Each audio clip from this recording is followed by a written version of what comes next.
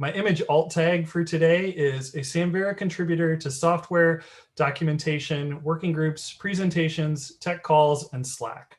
I'm a Samvera helper and a member of the program committee, and I will be guiding you through today's program. Just to recap, Samvera is dedicated to providing a welcoming and harassment-free community experience for everyone. Samvera was conceived and executed as a collaborative open source effort from its very beginning, committed to openness and transparency in all that it does, code designs, discussions, etc. We're equally committed to be a respectful and helpful community.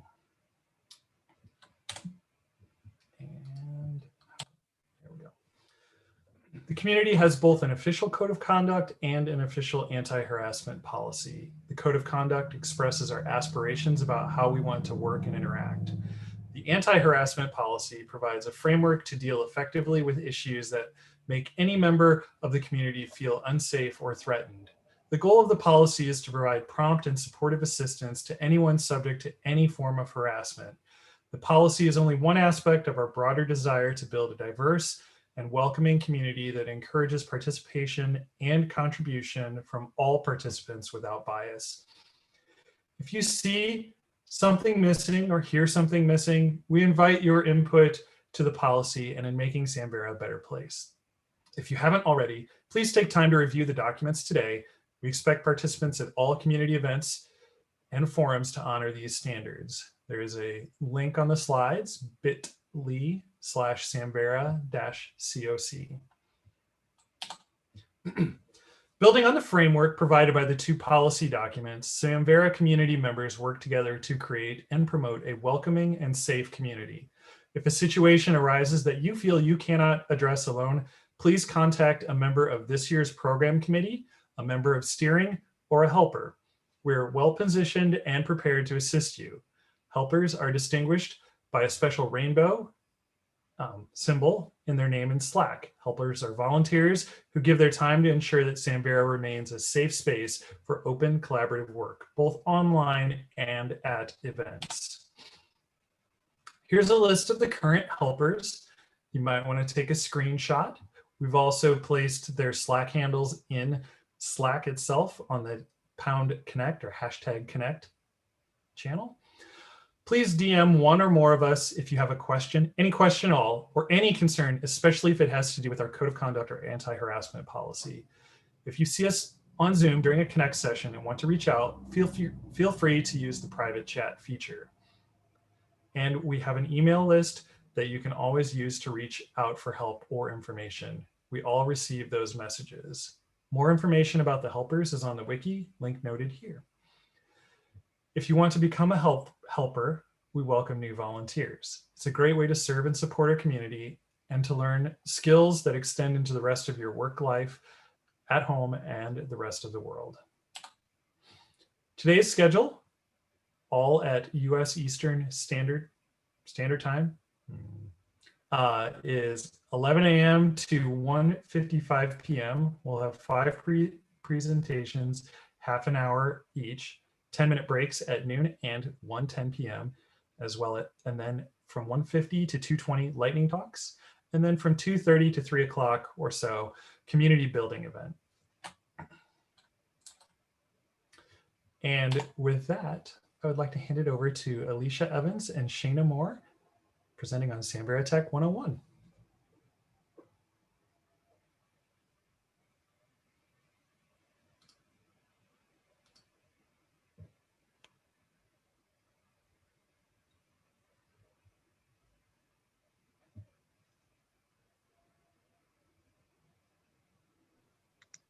Thanks, Jeremy. Let me just get myself situated here.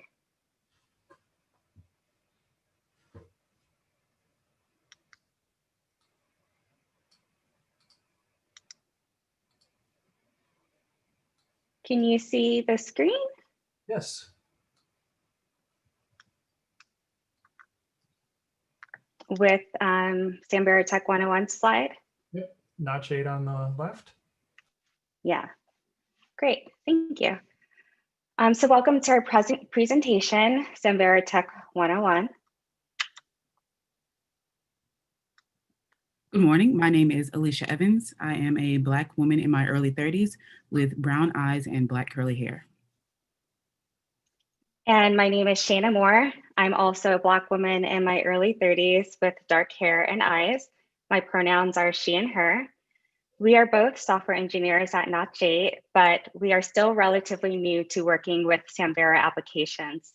For that reason, we thought our insights would be valuable in building this beginner-friendly presentation because, trust us, the learning curve can feel a little steep and overwhelming at times. There are a lot of terms to know, and we've had a lot of questions along the way.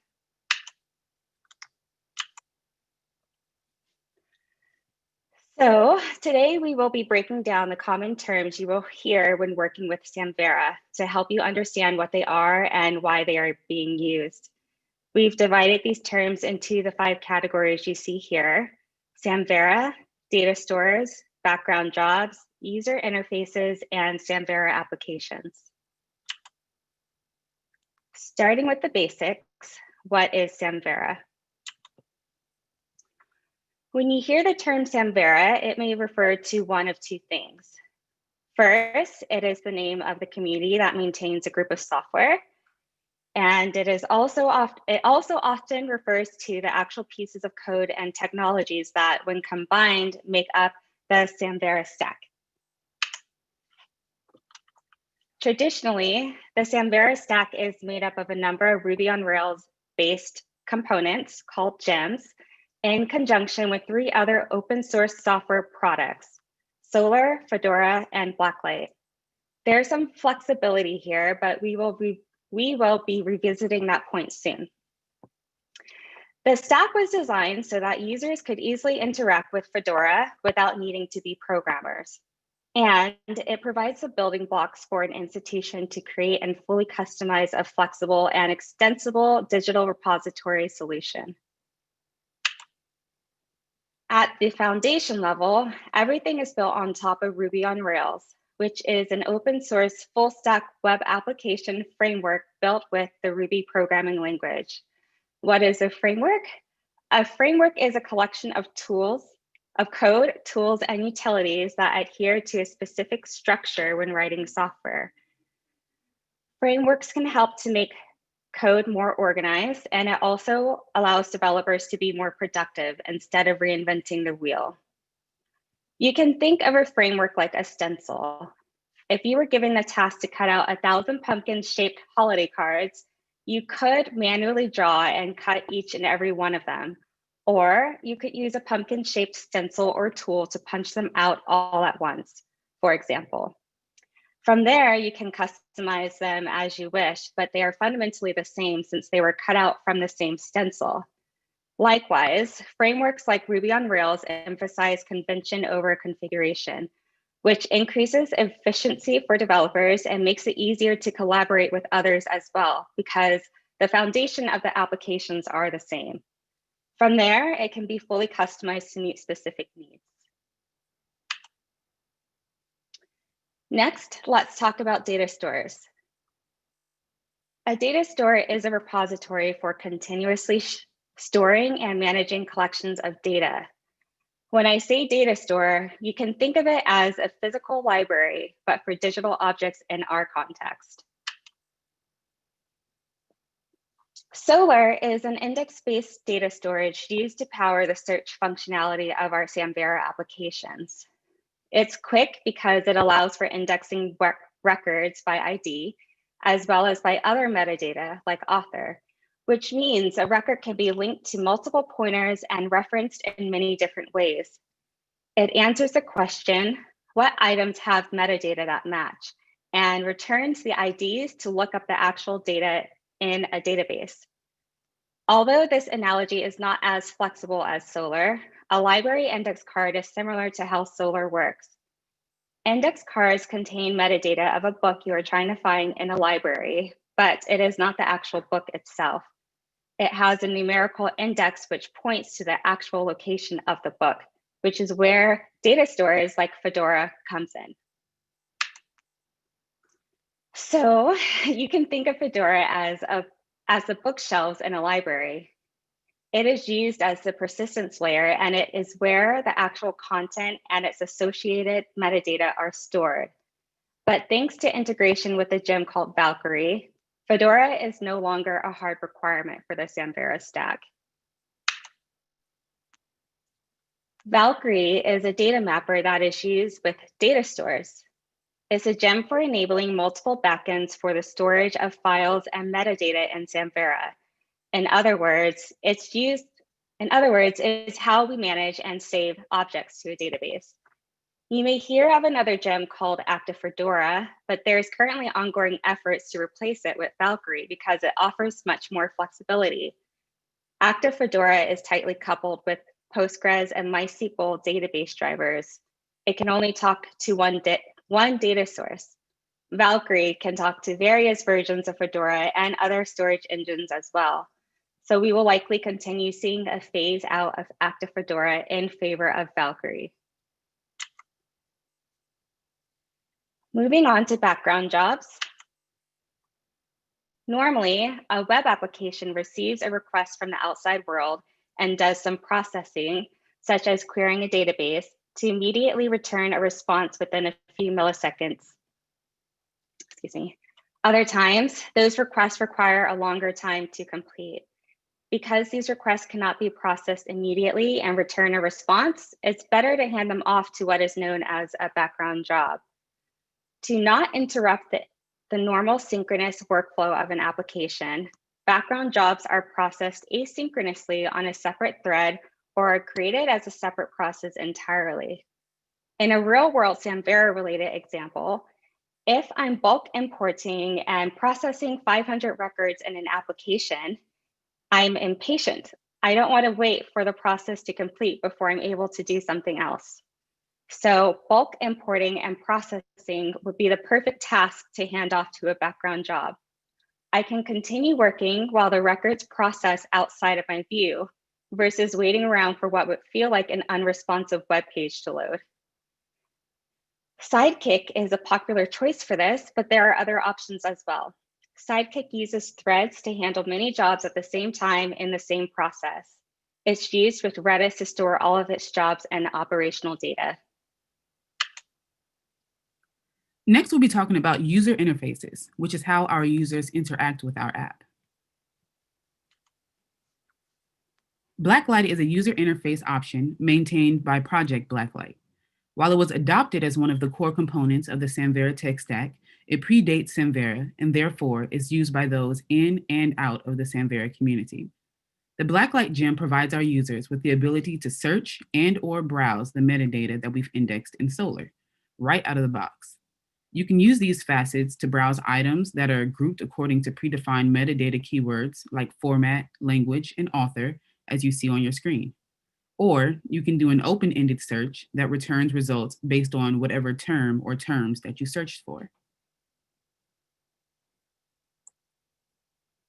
Although the out-of-the-box solution, once configured with our own metadata standards, is fully deployable, it is also highly customizable. One of the most obvious changes is adding our own repository style guidelines so that our app reflects our larger brand identity. In addition to styling, however, we have the ability to use several plugins. Some of these plugins allow us to tailor our apps for the specific type of metadata we have, which we'll discuss next, while some plugins allow us to do things like add a gallery view or a slideshow view. In maintaining our library analogy, Blacklight is like the catalog cabinet that holds a library's index cards. The Spotlight plugin is the first of 3 plugins that we'll discuss. It's an extension of the Blacklight gem, so it too offers full metadata searching and faceted browsing, plus display capabilities. The difference between the two, as the name suggests, is that the Spotlight plugin allows us to create attractive, feature-rich websites that spotlight a particular digital collection. Similar to how museums have lots of items but showcase them in groups. As a librarian, curator, cultural institution, etc., we can have a large data set but present a curated exhibit. One of the most notable things about the gem is that it's self-serviced. That means that we don't need a developer to update our interface. Instead of writing code, site administrators would have access to a dashboard that allows us to update the collection, navigation headers, search result behaviors, and more through the use of forms, select boxes, and other easy-to-use methods. GeoBlacklight was created with the goal of building a better way to discover, share, and access geospatial data, which simply means data that has locational information tied to it, like coordinates, an address, city, or zip code. For instance, the image you see now is from the Big Ten Academic Alliance GeoPortal, showcasing a tile layer containing an authoritative tiled elevation contours from 2017 for Sioux Falls, South Dakota. It is also based on Blacklight, but it extends the Blacklight functionality for geographical purposes, like adding map views of our search results. It being based on Blacklight means that it connects to Apache Solr for indexing, but it also must use a relational database like Postgres or MySQL. By now, we're catching on that each of these plugins are built on top of Blacklight. So just like Spotlight and GeoBlacklight, ArcLight has its own niche. It's specifically tailored to support the discovery and digital delivery of information in archives. Each institution can have one or more repositories, and each repository can have one or more collections. Looking at the image on screen, we see that this repository is for Indiana University's Archive of African American Music and Culture.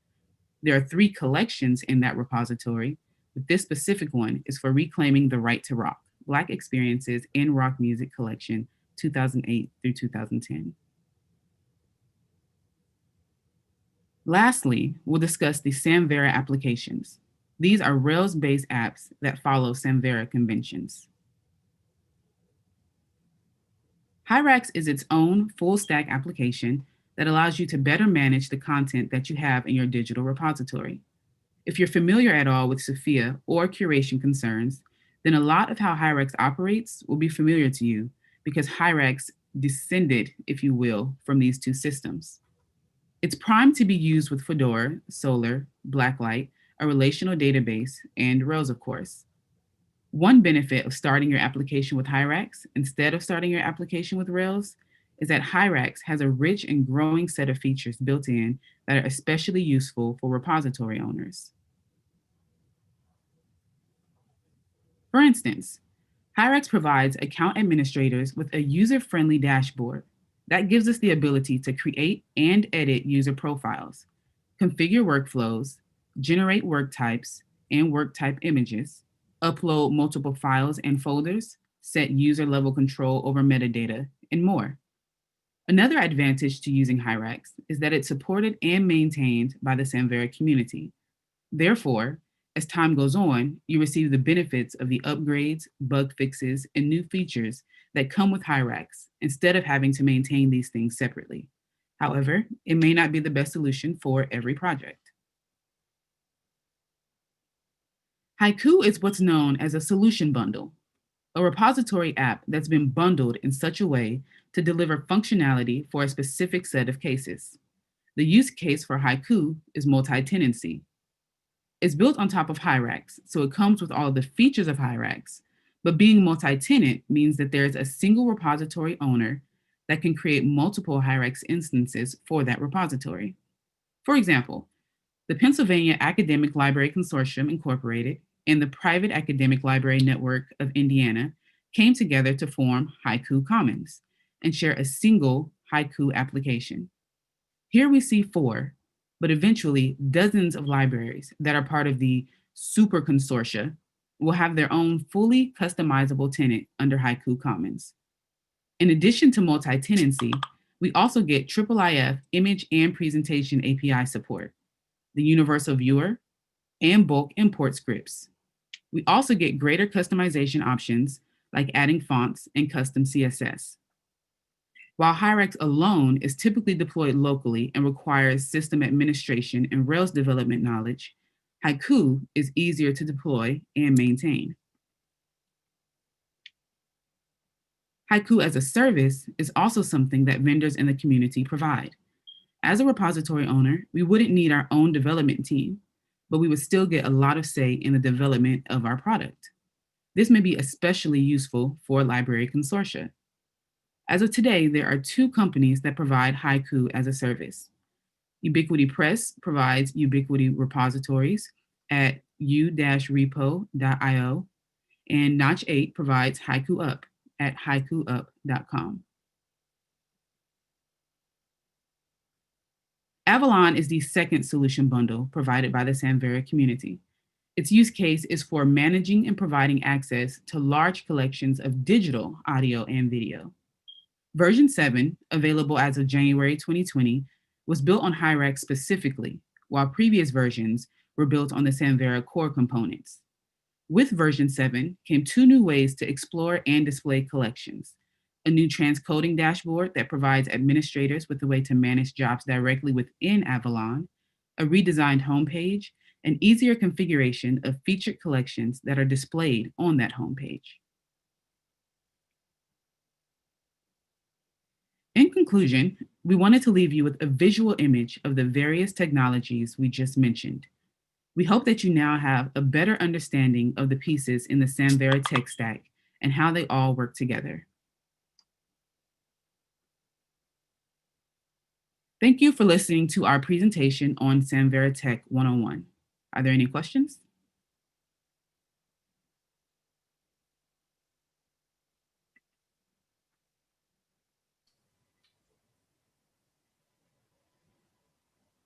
Keeping an eye on some things. Thank you very much for this. I should start my video. If that's all, then shown here are a few ways to get in contact with myself, Shayna, and Notch 8. Thank you again, and be sure to get your Connect 2020 swag from haikuup.com/swag. Yeah, thank you very much. Stop sharing my screen. Okay. Could you go back one slide? There we go. So this is really, thank you for sharing that. Someone was like, let's make this the t-shirt for next year. But there are some questions in Q&A. Let's get to that. Well, they're not quite questions, but I'll repeat them. So great presentation. Thank you very much. We also have Notch 8 is very lucky to have you both. Thanks. Thank you. Another. Let's see here. Alberto Martinez. Is it possible to use Spotlight with Hyrax without having to duplicate cores and Rails, etc.? I'm unsure. It is just a plugin, and Blacklight is like a part of the Hyrax application itself. So I would say I'd imagine maybe, but don't quote me on that. I'll get back to them. Yeah, we have someone in Bess Sadler in the chat gave an answer saying not at this time, but it's a goal. Thank you, Bess. Thanks, Beth. Yeah. Keeping an eye on.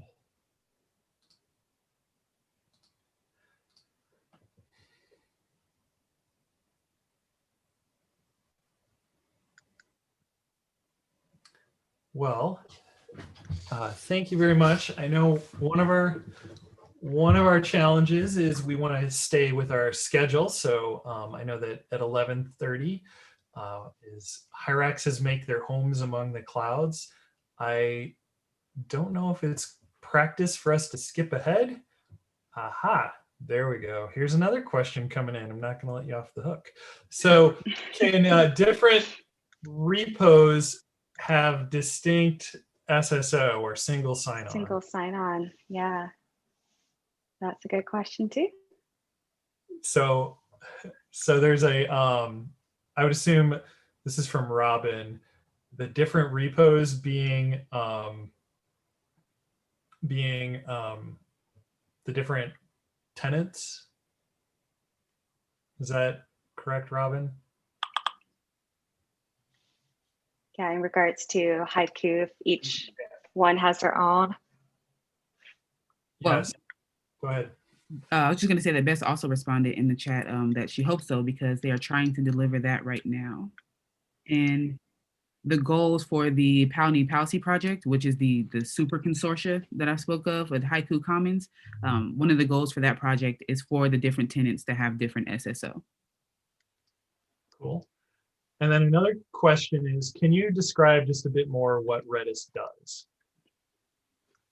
You can kind of think of Redis as a caching, just like memory. So basically, I guess I could go back to that slide, but it's kind of far.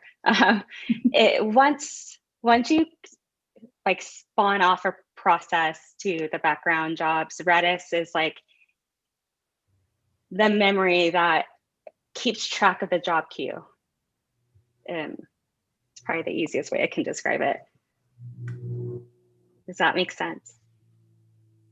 So like you don't need a database to keep track of that stuff. It's just like a evolving cache. Cool. More thank yous. Okay, we still have a few more minutes. Yeah. So thank you. Any other questions for our presenters?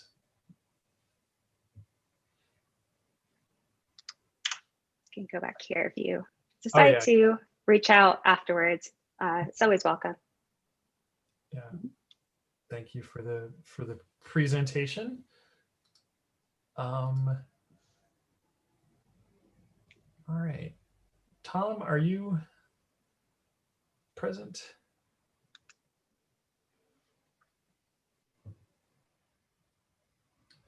All right. I think we'll, if we are okay, we'll switch over to Tom, your presentation. It's a little bit early. That's okay with me. Okay. All right. This is Hyraxes Make Their Home Among the Clouds. Tom Johnson, or Tamsin. Can you see cloud slides? I can see cloud slides. Fantastic.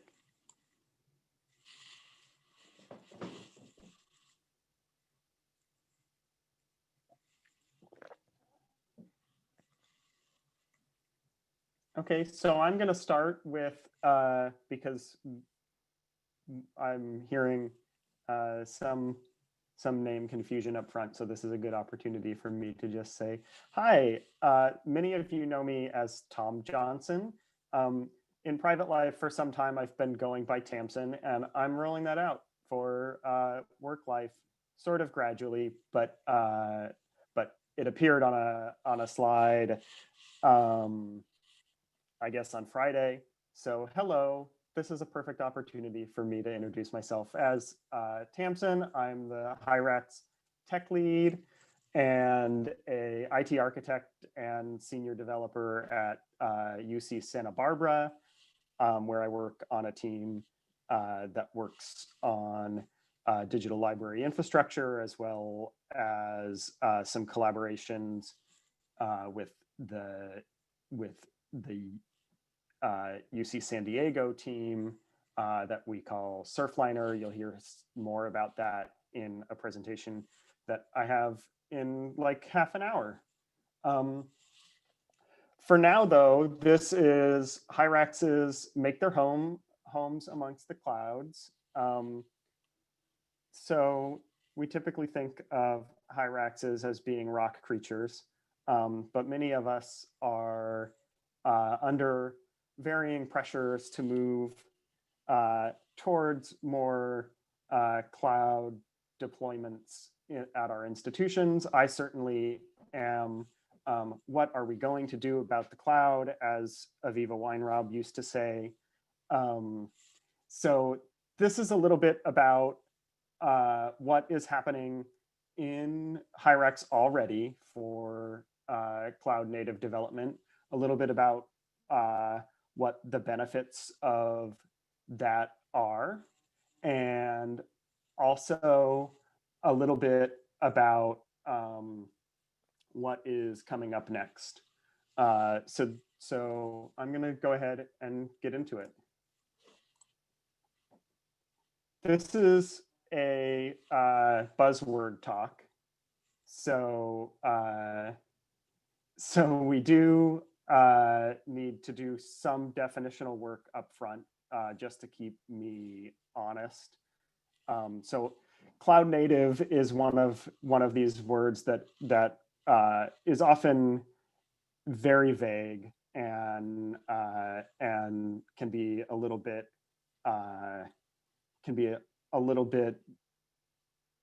abused for that reason. So I'm going to try and ground us a little bit by saying that cloud native applications, which are our topic here, are ones that are portable. So this means that the application can be deployed across environments, and that requires clear system level dependencies, clear patterns for environment specific configuration. It may involve things like containerization, so that containers can be deployed across environments. So the goal being that the development practices used aren't targeted at a specific kind of computing environment that we'll deploy to. We also want cloud native applications to be scalable. Scale out is important for the obvious reason that we want to be able to support growing services, but for cloud native applications in particular, we're interested in scalability because it relates to dynamic environments. So in a dynamic cloud computing environment, the system resource provisioning may be ephemeral, and systems that scale horizontally are easy to keep up in environments like this. That speaks also to resiliency. Right, you might imagine resiliency having at least to do with something like uptime. We'll also say that resilient services degrade gracefully. And then thinking towards degradation, we also want applications that are cloud native to be observable. So this has to do with, at the base level, this has to do with simple things like log shipping. So if I'm running 3 containers that all run the same application, then I want to be able to see what's happening across those containers. Basically, though, the principles involved in observability are, we want to know what's working, and we want to know how we'll know if it's not working, and we want that to be baked into the development process. So developers in particular taking responsibility for the question of how will we know whether the application's working or not. One thing that I want to get out of the way is that for the purposes of this talk, cloud native is not the same as microservices. And this isn't a talk proposing that we microservicize Samvera development. Instead, it's a talk proposing that we look toward cloud development principles as an organizing framework for some of the work that we've already been doing, so that we can start to realize some of the concrete benefits of this way of doing work. So those benefits are varied. They're for application developers in terms of increasingly agile application development processes. They're for service managers in terms of the ability to clearly define service level objectives and measure them. And those are the kinds of things that I want to be looking towards. So part of this is just me taking some of the work that's happened over the last couple of years and putting this cloud native development lens over it so that we can start to think about what comes next. And this is also an acknowledgement that typical existing Samvera deployments, as we've just heard in very clear and accessible detail, are complicated. They're complicated multi-service applications. So we have Rails application servers, we have Fedora, we have Solr, we have Redis. Maybe you have memcached. Maybe there are choices that you're making, like deploying Sidekick. And then there are also some things that are application level services that could at least in principle be easily split out. I don't know if people are doing this, but questioning authority is a separate Rails engine that you do not need to mount in your application. You could run it as a separate service. Similarly, IIIF services that ship natively with Hyrax through Riff are, at least in some people's typical deployments, broken out into a separate service using something like Cantaloupe, or otherwise just another way of serving out IIIF services. So these really already start to look like microservices in some way or another, and that's so this is kind of a thing that I want to acknowledge up front, that we do have complicated systems, and that looking towards defining the services that they provide clearly, and understanding how they can be deployed in a cloud native way is a benefit to us all. Okay. So what is already happening? Quite a bit, actually. So some of what we've been up to over the last couple of years comes out of an awareness of the 12-factor application methodology. If you're not familiar with 12-factor applications, 12factor.net, 12factor.net is the place for this. This is a very nice little website that both sets the stage for why you want to think about your applications in this way, and then lists 12 concrete things that you can do. Some of them are things that we do just as a matter of course, that are already long since baked into the way that we develop software in Samvera. So like have a Git repository is one of them, basically. I guess they don't call out Git specifically, but having your code in one version control place. Some of them are more new for us. So specifically, we've been putting some work into migrating environment variables, migrating configuration to environment variables. So if something is going to vary across deployments, across the environments that we'll deploy it to, we want to be able to configure that in the environment itself. So that means the application reads out things like the location of Fedora host out of the environment that it's out of the environment for the system that it's deployed to. Similarly, things like paths for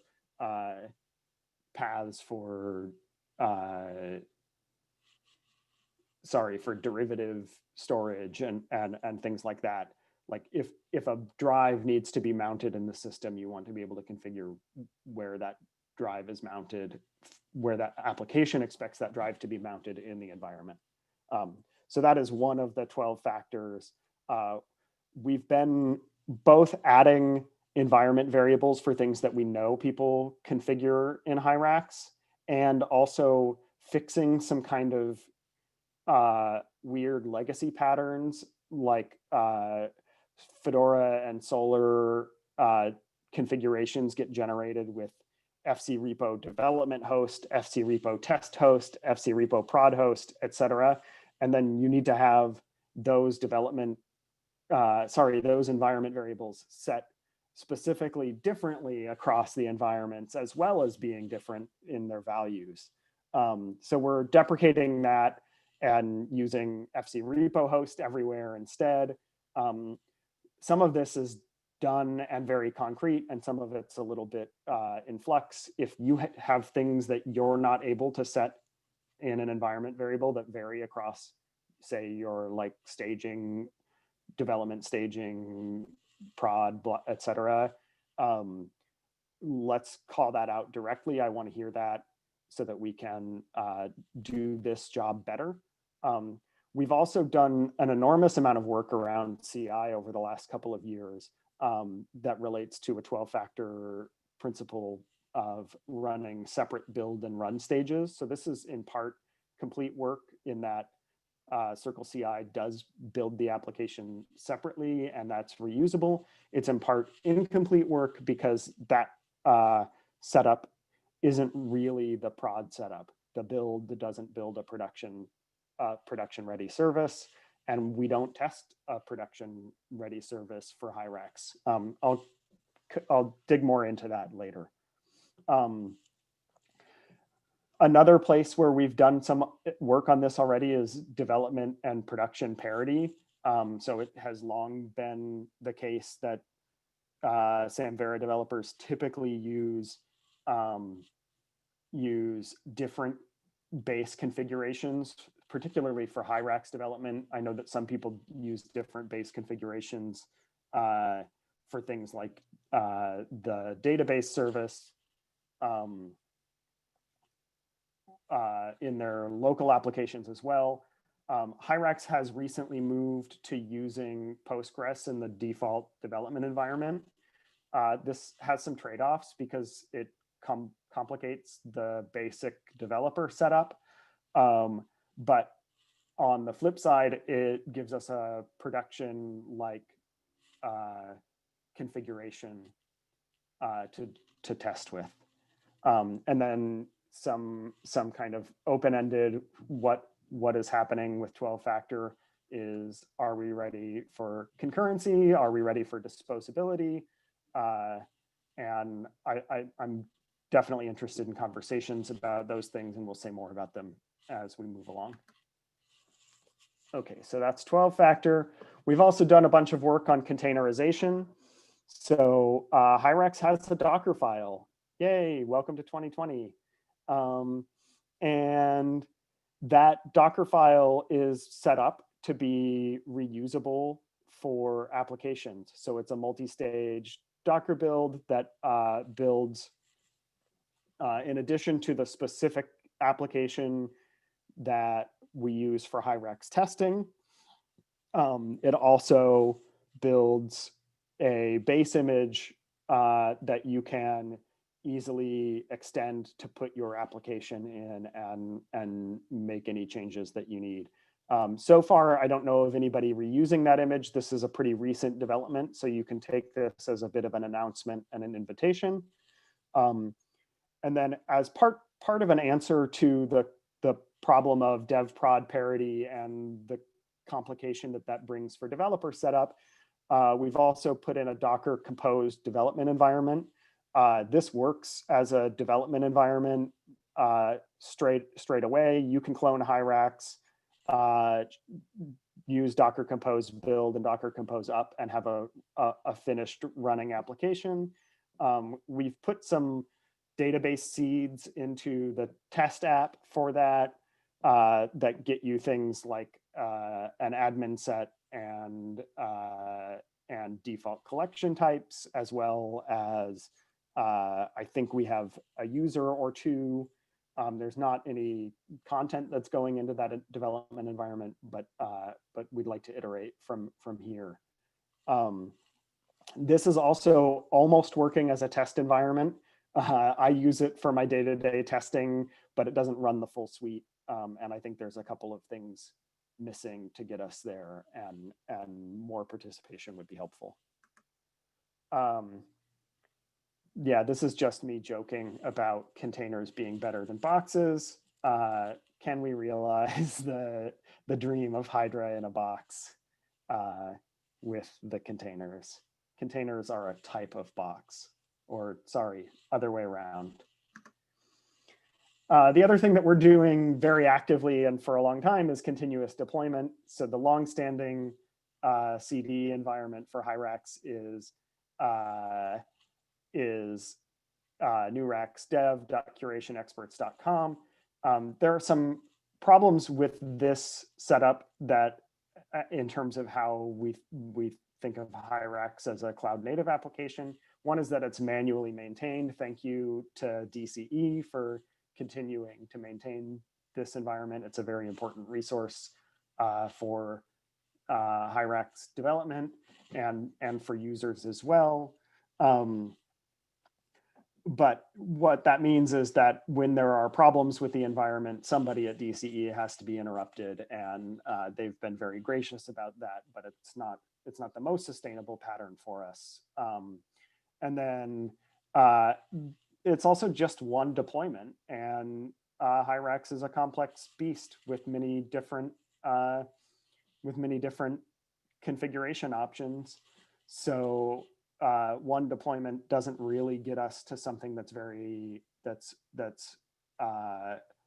really robust as a testable Hyrax environment. So the answer to this is configurable deployments into Kubernetes with Helm. Many people may not be familiar with Helm or even Kubernetes, so I'll do a brief aside on those. Kubernetes is container orchestration. That's helpful, right? So Hyrax is a complex application, break it into many containers, and then deploy them with a configuration for how they should interact. So networking, how many instances of various containers should be running, et cetera.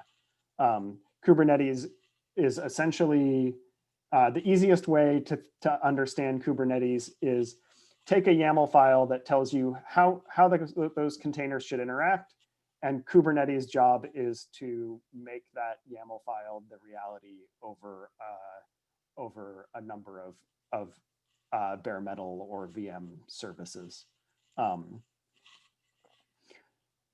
Okay, so that's Kubernetes. Helm is a templating language for those YAML configurations. So if I want to, say, deploy a version of Hyrax with Solar Cloud with one node versus 3, then I would change a variable in Helm and it would scale up. So there is a pull request 4496 in Hyrax for Helm charts. I'm using these Helm charts to deploy Hyrax into UC Santa Barbara's cluster. We essentially what this is a move toward many deployments. So if I want to deploy a Hyrax with Rails 5 versus Rails 5.0 versus 5.1, then I can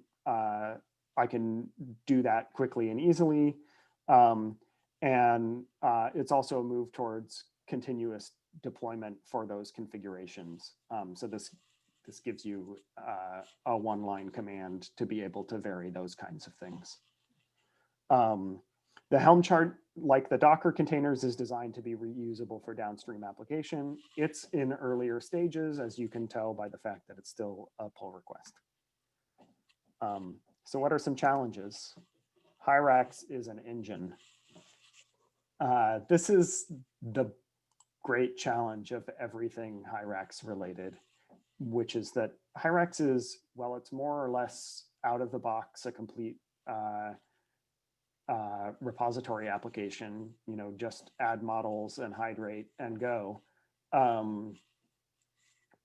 It's also a development platform.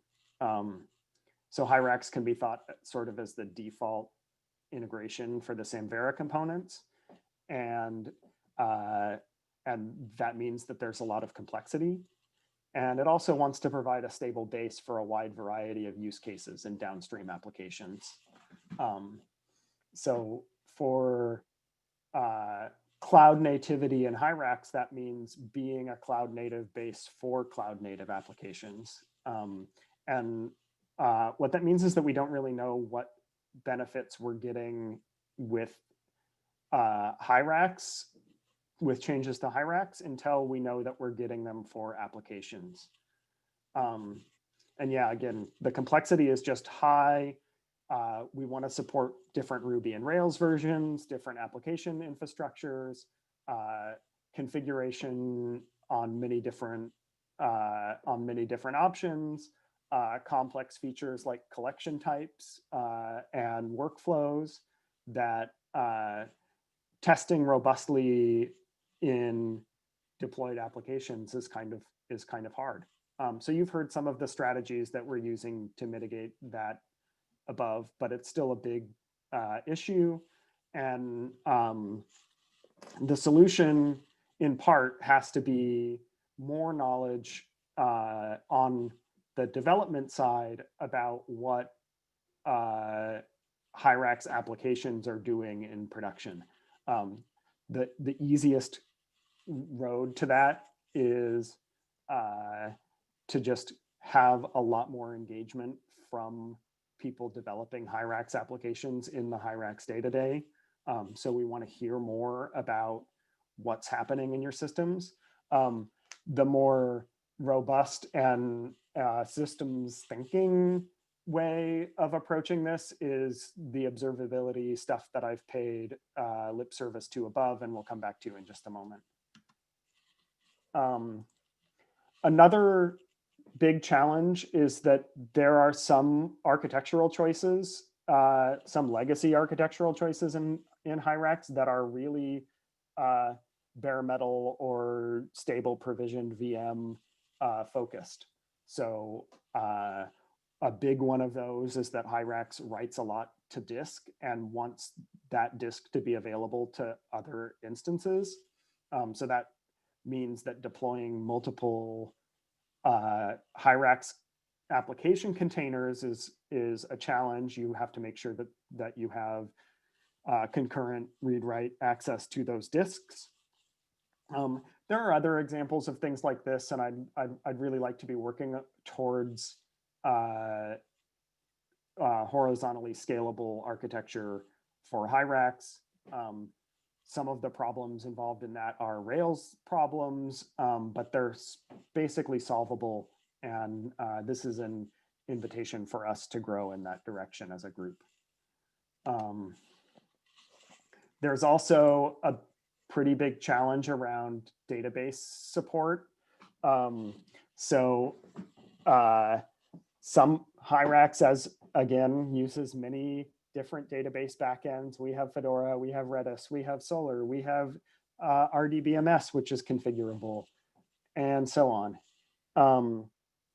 And some of these are a little bit hard to support in the cloud. Two problems with Fedora Commons, for instance, are that horizontal scalability is just not happening here. It's really, there was some work on Fedora 4 to make it horizontally scalable. As far as I can tell, there's no possibility of actually deploying that configuration. And it's more or less been dropped in Fedora 5 and 6. I'm not sure that there are real conversations happening about horizontal scalability for Fedora 6. And indeed, some of the architectural choices that are being made in that context are sort of presuppose that horizontal scaling is not a thing. And then for Fedora, there's just that, like, we had to build a Helm chart for Fedora ourselves. That's a little bit complicated. There's also, for both Fedora and Solr, just the issue of these are JVM applications, and JVM does specific things with memory that are not prohibitive, but I've seen them be challenging in dynamic cloud environments. Certainly this is a thing to be aware of and have community level conversations about. For Solr, we have had some trouble with resilient cloud deploys. Solr Cloud is a little bit complicated with respect to, so our typical deployment looks like 3 Zookeepers, 3 Solrs. Getting those things to come up and work with service discovery is not trivial. There is a Helm chart that's supported in theory by LucidWorks for solar. Some people in the community have used that rather extensively, but support is uncertain. We've had a hard time getting pull requests to that chart merged, and it's imminent end of life because the place where it's hosted is imminent end of life, and there's not really a story about long-term support. So the Hyrax Helm chart depends on that, and oh dear, what are we going to do? So what's next? Do this fast and maybe leave a few minutes for questions. We want to codify container support. So we've got Docker images. How do we publish them? How will they be versioned? Who's responsible for maintenance? There are probably many more questions like this that we need to be thinking about. And it's time to start thinking about them as a group. We want to merge the Helm chart and answer similar questions to ensure long-going support for Hyrax Helm, and then move us towards continuous deployment from Circle CI via that Helm chart. And there's probably a few items to check off the list on the way to that. Move Hyrax towards horizontal scaling. I've sort of exhausted the conversation, at least to the point that it's at for that. There are things like database configuration and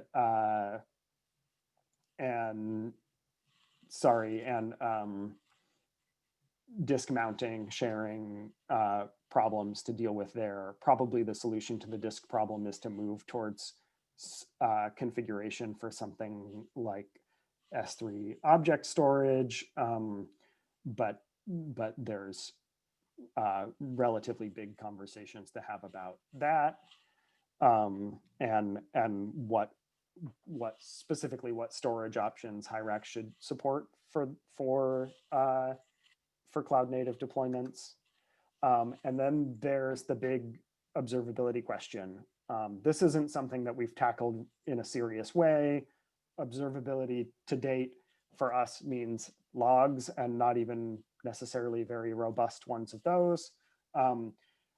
I've started to kick the tires on how to solve this problem, but it's complicated again by the engine situation. So we're not deploying Hyrax applications, and the Hyrax maintainers really only have the one in the form of NewRax. So we have a pretty limited kind of knowledge about what's happening for Hyrax apps on the ground. And one solution to that is telemetry, which I'm in the process of formulating a working group for. If you're interested in Hyrax telemetry or worried about what it means for the Hyrax team to be receiving data from your application on an opt-in basis, then participation in that group would be great. I know that this is a complicated subject, and I really just want to move us towards knowing more about what Hyrax deployments really look like and what Samvera stack deployments really look like in production.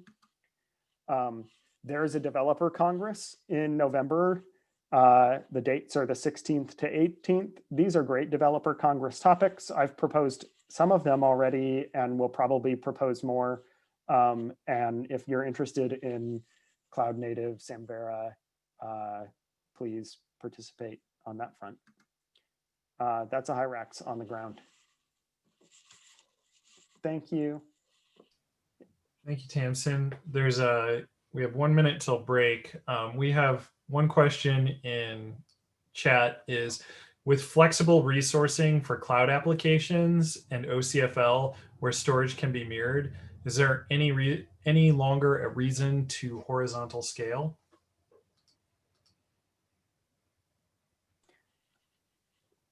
I'm not 100% sure that I understand the question, but I'll take a hack at it anyway.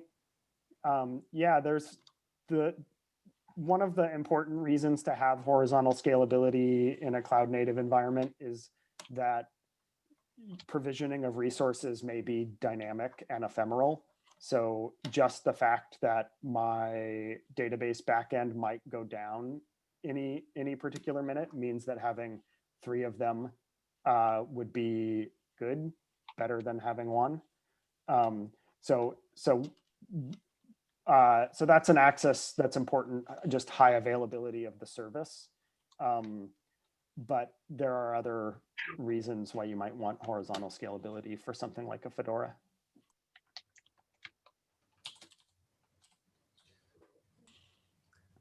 Are we at time? I can do, I can pop back into chat and try and tackle questions there.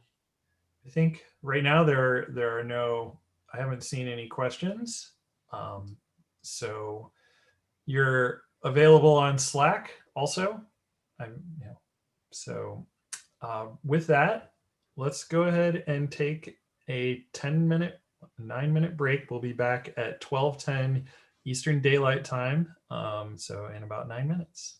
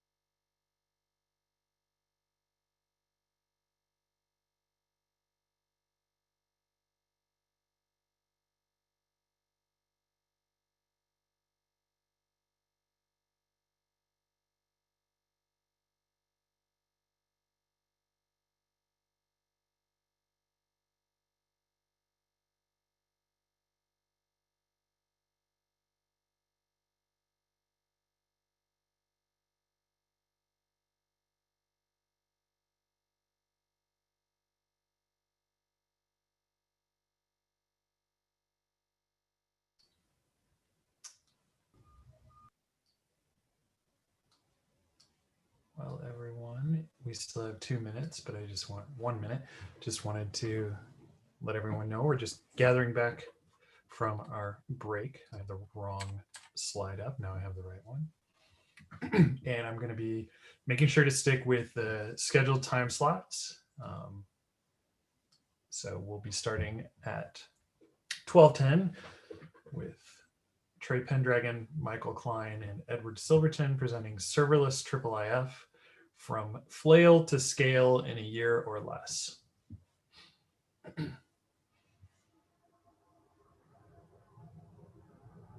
And to any of the presenters, whomever is going to be doing the screen control, you can go ahead and grab the screen.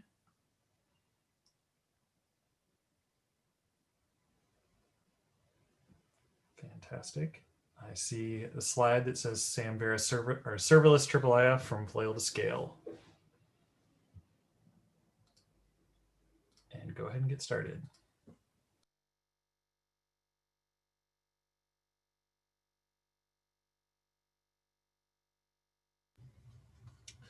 Good morning, or afternoon, or evening, depending on what time zone you're in. My name is Michael Klein. I am the software development tech lead with the repository development and administration team at Northwestern University Libraries. I'm here with Trey Pendragon from Princeton University Library and Edward Silverton from Nemesine in the UK, and Jonathan Hartzler from the University of Notre Dame also contributed to this presentation, but they were unavailable today, so I will be handling their slides and contributions to the best of my ability. A little bit of background. I'm not going to read everything here, but in 2016, Northwestern Central IT started taking steps to encourage people all over campus to build new applications and move their existing applications and infrastructure to Amazon Web Services. It's been a campus-wide push. We have a whole lot of support, and they provide us a lot of resources and consultants and everything that we've needed. Over the next 3 years, we managed to move several of our library applications into the cloud, some moving from the on-prem data center and some being built cloud native from the beginning, including our shared Samvera stack, Fedora, Solr, Zookeeper, with native database, Redis, and file system storage support. In doing so, we've learned a lot of things about cloud architecture that inform the way we design and build systems. First of all, services are better than servers.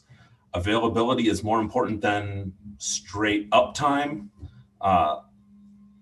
All instances of servers are ephemeral. Anything can go down or be replaced at any time, so you shouldn't be depending on local storage, local disk storage, having stuff cached or existing on a specific instance.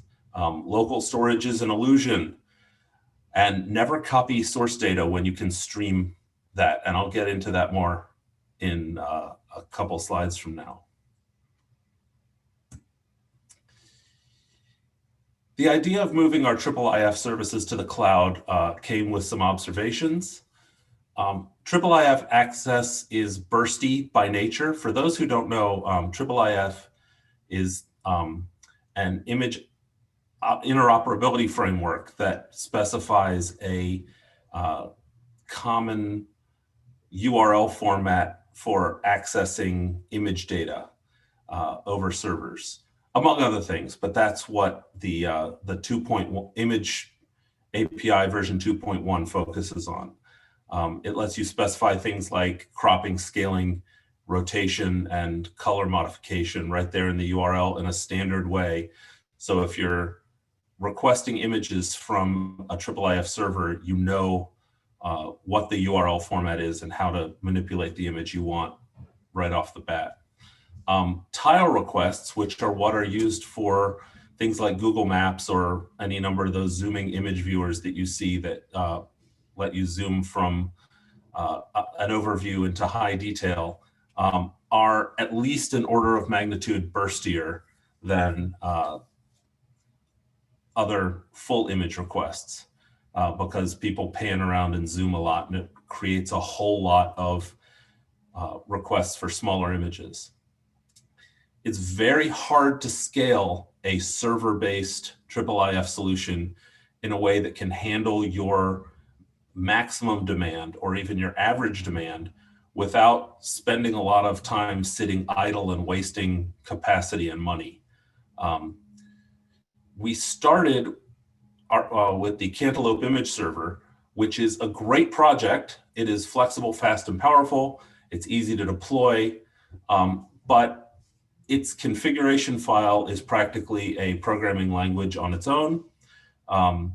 It has a whole lot of options, but getting the right ones for your needs can be tricky. It wants to copy source images from your storage and cache them locally in order to do its work. And it scales at the server level. So if you find that you are at your maximum capacity, you have to double that capacity in order to meet that demand. And sometimes that's too much, sometimes that's not enough. It can be hard to get it right. And lastly, it has a lot of great features, but we didn't really even need most of them. So we were putting a solution out there that was both bigger and smaller than what we needed. So as a proof of concept, I took a few days, 2 or 3 days, and decided to build a serverless IIIF server using Node.js. I wrote a module called IIIF processor that turns a IIIF URL path, that standardized crop, rotate, size parameter path, into an image or an info.json result, which provides some information about the image and how it can be manipulated. A serverless IIIF Lambda function wrapper that mediates between the web service and the node module. I'll get into that a little more, but essentially a Lambda is what AWS calls the thing that Google calls cloud functions. Every cloud provider has their name for it, but it is a function that runs without requiring a server. All the server infrastructure is handled by the provider, and all you have to worry about is your function, its permissions, and how it interacts with the world around it. Amazon API Gateway is a service that takes web requests and converts them into various requests to other AWS resources or other internet resources based on various routing rules. I can't get into it too deeply in this talk, but there are plenty of examples available, and I'm happy to talk about it or any of this offline as well. But it converts the incoming web requests into AWS Lambda calls and returns the result to the client. Amazon Simple Storage Service, or S3, is object-based storage where we store the images that can be served up by the IIIF server. And lastly, the AWS Serverless App Repository, which isn't really part of our runtime environment, but it provides application versioning and packaging, and it also allows us to share the application in a way that can be deployed by us in new environments or by others and customized from there. Under the hood, our node implementation uses libvips, which is in the project's own description, a demand-driven, horizontally threaded image processing library. It's very fast and extremely lightweight, fits in very little memory, especially compared to ImageMagick and GraphicsMagick.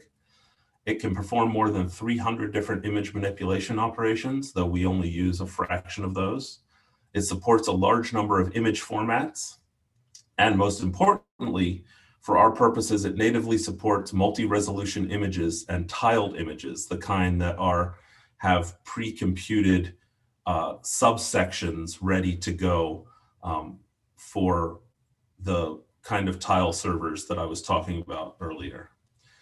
We also use Sharp, which is a fast native Node.js wrapper for libvips. It makes libvips really easy to call and use from JavaScript. And in line with the stream rather than copy situation request, it supports seeking and streaming of image data without making a local copy. What this means is that we can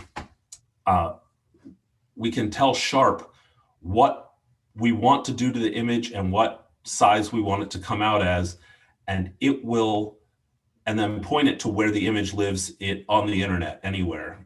In this case, it's an S3 storage bucket, and it will request the header of the image, look at the directory of the container format that the image is in, and download only the parts of the image it needs in order to satisfy the request. So you might have a multi-megabyte TIFF file with several different resolutions of the image embedded in it and a whole lot of tiles, but it will only grab the byte range or byte ranges that it needs in order to create the cropped, resized version that has been requested. And that makes things a lot faster and a lot simpler. And then deploying this application, once it's packaged up and sent to the serverless application repository, is a really simple task. The items I've highlighted in red are the only 3 required steps. You can fill in a new application name if you want to, or if you want to deploy multiple instances of it in your stack so that you don't have name collisions. You can customize the timeout if, in seconds that you expect things to respond in. But really all you need is the name of the bucket containing your source TIFFs. And you need to click a box that acknowledges that this deployment will create custom access privilege, a role with custom access privileges. And then you click deploy. And about a minute and a half later, you have an endpoint assigned by AWS Lambda or API Gateway, which serves as the base URL for your request, at which point you can start requesting tiles and images from your server, provided that they're correctly placed in that bucket. A little more on this later if we have time at the end, but it really is that simple to get up and running with a IIIF server. Since we deployed this is a graph of 3 different metrics over the past 2 weeks of use. We put out an announcement about 2.5 weeks ago of the availability of the Berkeley Folk Music Collection, Berkeley Folk Music Festival Collection in our digital collections service. And we've had a lot of traffic over the past couple weeks. These numbers are averaged over 5 minutes. So when you see that spike there, right here, that's 2,500 requests in 5 minutes. And this is a good example of how bursty and spiky activity can be. Our collection is not nearly as big as Princeton's, so I'm sure Trey will have some more impressive numbers to show us. I mean, we don't have as much in there yet, but we also have down here the number of concurrent executions per 5 minutes. And this is a measure of how well our system scales and then scales itself back, because with Lambda, you only pay per second or per fraction of a second when your function is actually running. So no requests, no money. We're only getting charged when things are running, which leads us to the average duration per call. You can see that even our spikiest time here has a response time of about 113 milliseconds, but 11 seconds. But for the most part, we are at about 5 to 10 millisecond response times. Something must have really gotten stuck right there on the 25th. The first or second institution to express an interest in using serverless IIIF was Ed Silverton from Nemesine and his client, the Royal Pavilion and Museums in Brighton. They use a Strapi.io content management system to get their content into their site with custom CSV import of TIFF files into their S3 bucket. So they have an automated system that just moves stuff through. Their IIIF manifests, which are lists of images that go together, are served up by an API endpoint from that content management system. And they have serverless IIIF running the image tiles. Ed contributed a lot of the configuration code that allows us to deploy in different AWS regions and helped a lot with the serverless application repository part. I had been using CloudFormation to get everything set up, and he really made it possible to make it reusable in that way. Less than 10 pounds a month running, including their cost to Heroku, the site hosting their Strapi instance, and has resulted in a fourfold increase in traffic for their Close Look blog and no ongoing DevOps overhead so far. So that's been pretty successful for them. Now I'm going to turn things over to Trey to talk about their experience. Sure. Thanks, Michael. So we moved over to, I hope everybody can hear me okay. We good? You're good. Great. All right. We moved over to serverless IIIF from Cockadoo powered Cantaloupe, which we had actually just moved over from Loris. And the reason was we wanted to sort of look into what moving away from Cockadoo would look like. And we had seen some issues with traffic. We had put OpenJPEG behind Cantaloupe for our JP2s, and it was too slow. It would crash. People would send us email that said, hey, I can't view your image, and that wasn't any good. And we tried doing pyramidal TIFFs in Cantaloupe, but still sort of the same thing. It was way too easy to crash those servers. And even more than that, we have so many images that it was very often, we had just migrated to a new larger server, and we already knew that we were going to run out of space. And things would happen, like we'd have to clean up the cache, or just all of that sort of server management stuff was kind of a bummer. If you could hit the next slide for me. So we spun up serverless IIIF. All the promises are true. In fact, it is very easy to just get running, and you point it at a bucket and you shove a bunch of pyramidal TIFFs in there, and it works great. When we had first tried it, we started deploying things to production and started generating images, and we started getting messages that was like, my images aren't loading. So that's not good. So we started testing it with Siege, which is like you hammer it with a ton of requests and you see when it breaks. And we found that the lambdas would freeze up. We thought it was a concurrent execution problem, but it didn't turn out to be the case. And I may or may not have also broken Northwestern's instance while I was testing this. But we eventually found out that we used to dynamically figure out the width and the height via streaming the file out.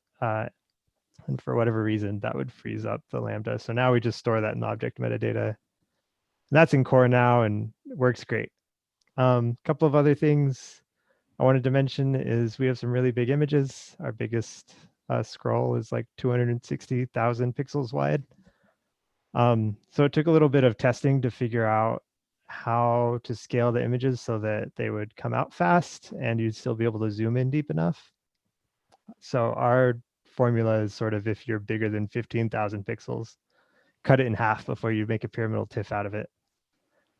It sounds arbitrary, and that's because it is, and is a result of a lot of testing. And is also required because Lambdas have a limit to the amount of data you can stream out, which hopefully we'll talk about a little later. We also added CloudFront caching so that we don't have to generate the tile every time. If an item has been requested a lot, it'll be in the cache. If you could move one forward, please. So today, our entire digital repository is based off of serverless IIIF. We generated pyramidal TIFFs instead of JP2s for everything. It took a few weeks, but all we did is we said, do you have a pyramidal TIFF yet? If not, point to the old image server. If you do, point to new serverless IIIF. And it worked pretty flawlessly, actually. Today we have 14 terabytes. 4.8 million images, serve about 5.7 million requests every month. And about 40% of those are really fast because they come out of the cache. I wanted to give a little bit of a cost information because with all this serverless stuff, it usually like starts out really cheap and then you end up sort of at your standardized scale. We spend about $370 a month on this. 250 of that is just storage. Like we found out that we put it in the intelligent tier and found out that most of it probably could have been in infrequent access. It's all scaled down to infrequent access basically. And $73 of that is Lambda, 33 is CloudFront, 12 is API Gateway. Long story short, you're going to spend the most money just storing a bunch of images. But now we don't have to be afraid of running out of space. It never falls apart. We don't have to fix any sort of like caching stuff. We haven't touched it in months. And I can't break it with Siege. So that's great. One more benefit is we do use Datadog for our metrics. Datadog has some really lovely AWS Lambda metrics, so we can build some really cool dashboards that we look at fairly often. We just recently added things like how much data have you added in the given time frame and how many more images have you added. Turns out we've added 1 terabyte in the last month. It's been a big digitization month for us. But we are very happy right now and it's working great. Thanks. I'm going to talk very briefly about Notre Dame in a moment, but I also want to point out, because I mentioned Ed's contributions, Trey and I paired quite a bit while they were bringing this up on working out some of the bottlenecks, both the dimension stuff, which was primarily their contribution, and also finding another flag that we had to set in the Lambda invocation to prevent it from waiting for the event loop to empty out before it returned information that was causing lockups. And so Trey's contributions were extremely valuable to the project. Notre Dame started a project in 2018 to implement IIIF. And like Northwestern, they have a campus central mandate to put as much as possible into AWS. They also went with Cantaloupe as the image server and discovered the same things that we did. I won't go through them again, but they were almost exactly the same trajectory we had. They discovered serverless IIIF just as they were starting to talk about building the same thing. And they had instant success, stopped having crashes, their response times dropped, and they were able to scale up quite a bit. And just yesterday, they made a whole lot of improvements to the structure of the system and the maintainability of the project, and put in a pull request yesterday that I merged and released as version 2 of this, and their contributions have been really excellent. So I want to give them a shout out as well. This really has, this started out as my side project, kind of like single institution proof of concept, and everyone's really stepped up and made it much better. And that's what I just said. Current limitations and future work. I have a confession to make. We're not really running this project at Northwestern. We would love to be. Serverless IIIF, the repository itself, was an extracted minimal proof of concept version that I pulled out of our production IIIF server so that I could do it as a lightning talk at Open Repositories 2019. And that lightning talk generated a bunch of interest from other institutions and got us where we are now, but we are still on the much bigger, bulkier IIIF server that doesn't have all these improvements that other people have contributed. There is a known issue in our README about a 6 megabyte limit on the amount of data API gateway lambdas can return. I have already described a workaround for it, but just haven't implemented it yet, but it's something that is on the radar. I'd like to be able to read more stuff dynamically from the image itself instead of hard coding tile sizes at 512 square and computing scale factors based on kind of a dumb algorithm. Works for now, but it can be better. And for our needs, one of the pieces that we are using, that we have in our bigger system, it involves authentication and authorization subsystems. And I have some ideas on how to work that into this project, but that is also future work. And that is the end of the prepared part of this presentation. I think I have maybe a couple minutes for questions. If you have anything for me or for Trey, I'll do my best. There is one question that I see from Jonathan Roachkin.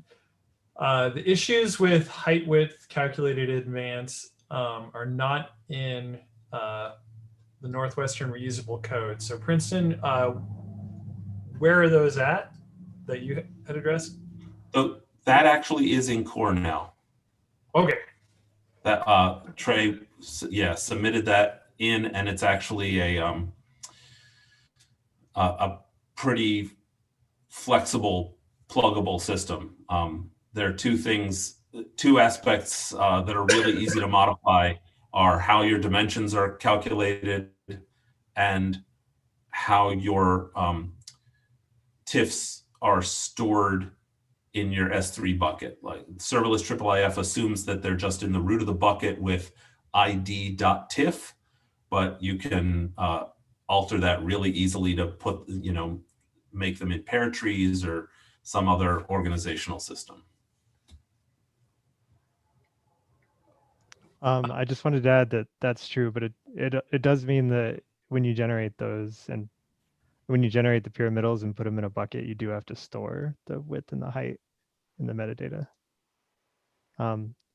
If you aren't doing that, we did write a Lambda to go and do that after the fact. If anybody wants to get a hold of me, I'm happy to share that. Yes, in the metadata of the object in S3, Jonathan. So the question, yeah, about that. Okay. There's another question from Simeon Warner. How much does this strategy lock you into AWS? And do you have any sense of how easy it would be to port this to another cloud provider? My sense is it would be super easy, provided that that cloud provider had similar conceptual frameworks for how things work. I know Google Cloud Platform does have the right pieces to plug together. It would not take a whole lot of rewriting. I really don't think it would be much of a trick at all, especially given the code reorganization that Notre Dame submitted. That makes it, I think, a lot easier to work with. Second question from Simeon. In the deployment, denial of service DOS becomes DO $, denial of dollars. Is there a concern about that, and what measures can you reasonably take to manage this risk while still scaling to meet reasonable bursts? I don't really have a plan for that. I know that there are AWS does give you ways to throttle and firewall things based on source and other criteria. Trey, do you have an answer for that one? Yeah, so CloudFront makes it moderately cheap, but also API Gateway does come with both throttling as well as like a web application firewall you can turn on. We don't use it right now and it hasn't been a problem, but if like AWS definitely has the tools and they're pretty simple to put into place if that's something you're worried about. Another question. Are you using serverless to generate the tiles, or are you using another service? We are creating pyramidal TIFFs, which are multi-resolution multi-resolution images in a single file with pre-computed tiles. You don't have to use that format. I mean, Sharp will try to perform the transformation you're requesting on any source image in a supported format. But if you don't have if you're not using a pyramidal format with some pre-computed tiles in it, you might run into performance issues. We haven't really tried it, but you can throw whatever image you want at it and it'll return you the right thing, maybe just not as efficiently. All right. Well, there is a question in chat, but we need to hop over to the next presentation. Tamsin and Matt, are you available to grab the screen?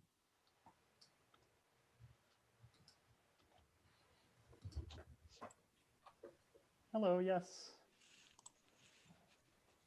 Let's see.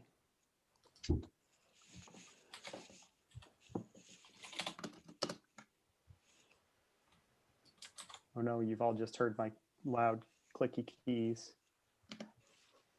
Okay. And I see a Mono the Kissing repository. Okay, let me. Fantastic. Do you still see it? Yes, I do. Great. Okay. Hi again. I'm Tamsin. I realized that I didn't do a self-description. So hi, I'm a person with a mustache and long hair, with a little salt and pepper. And the ghost that you do not see beside me is Matt Critchlow.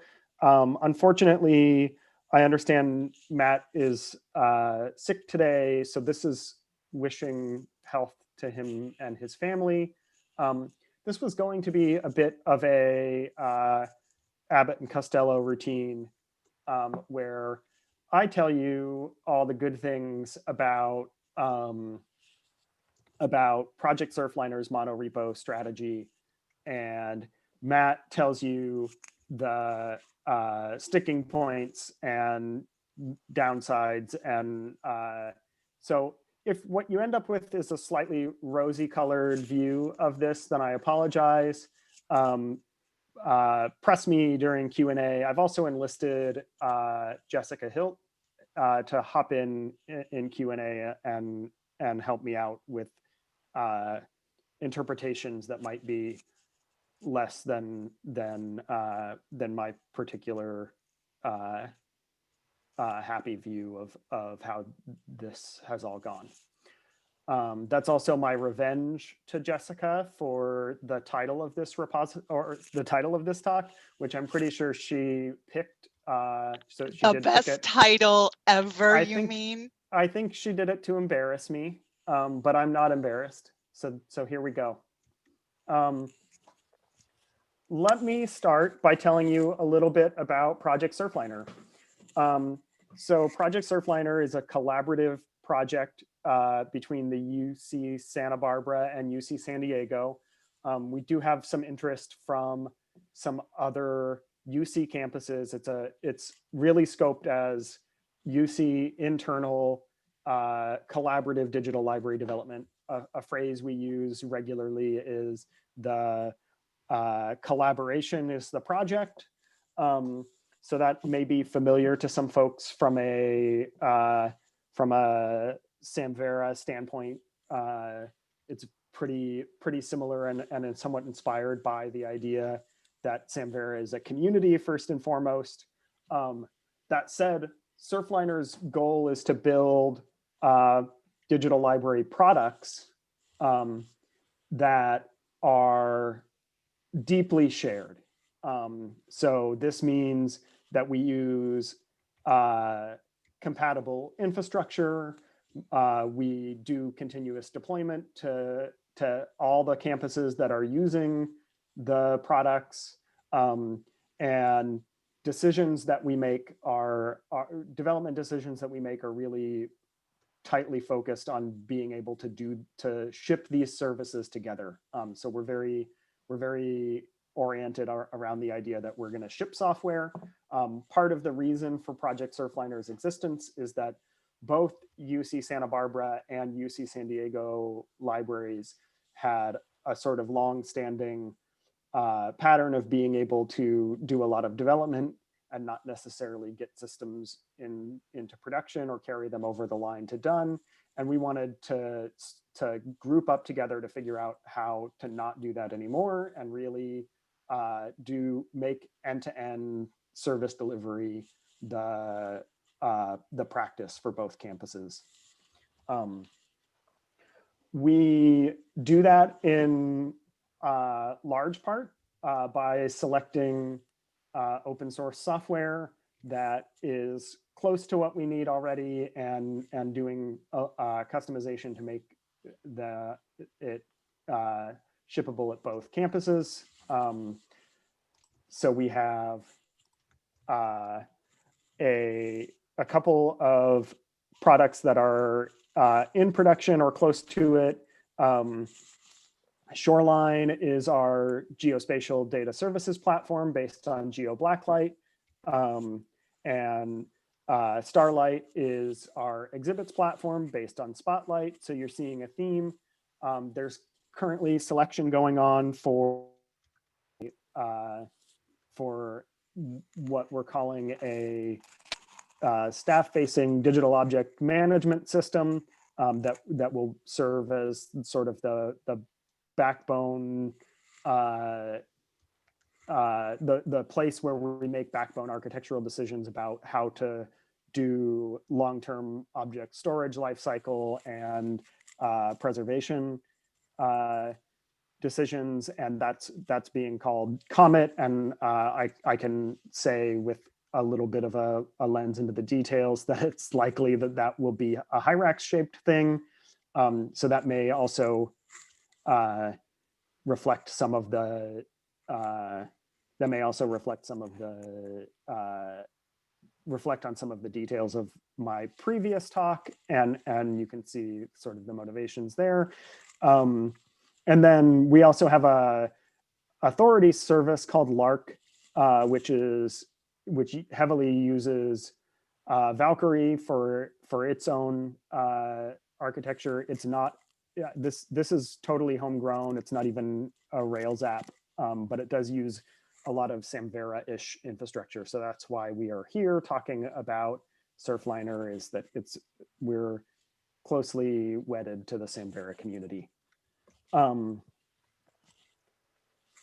Yeah, so one of the things that we chose to do at the start of this project is to, again, really focus on DevOps practice and cloud native deployment.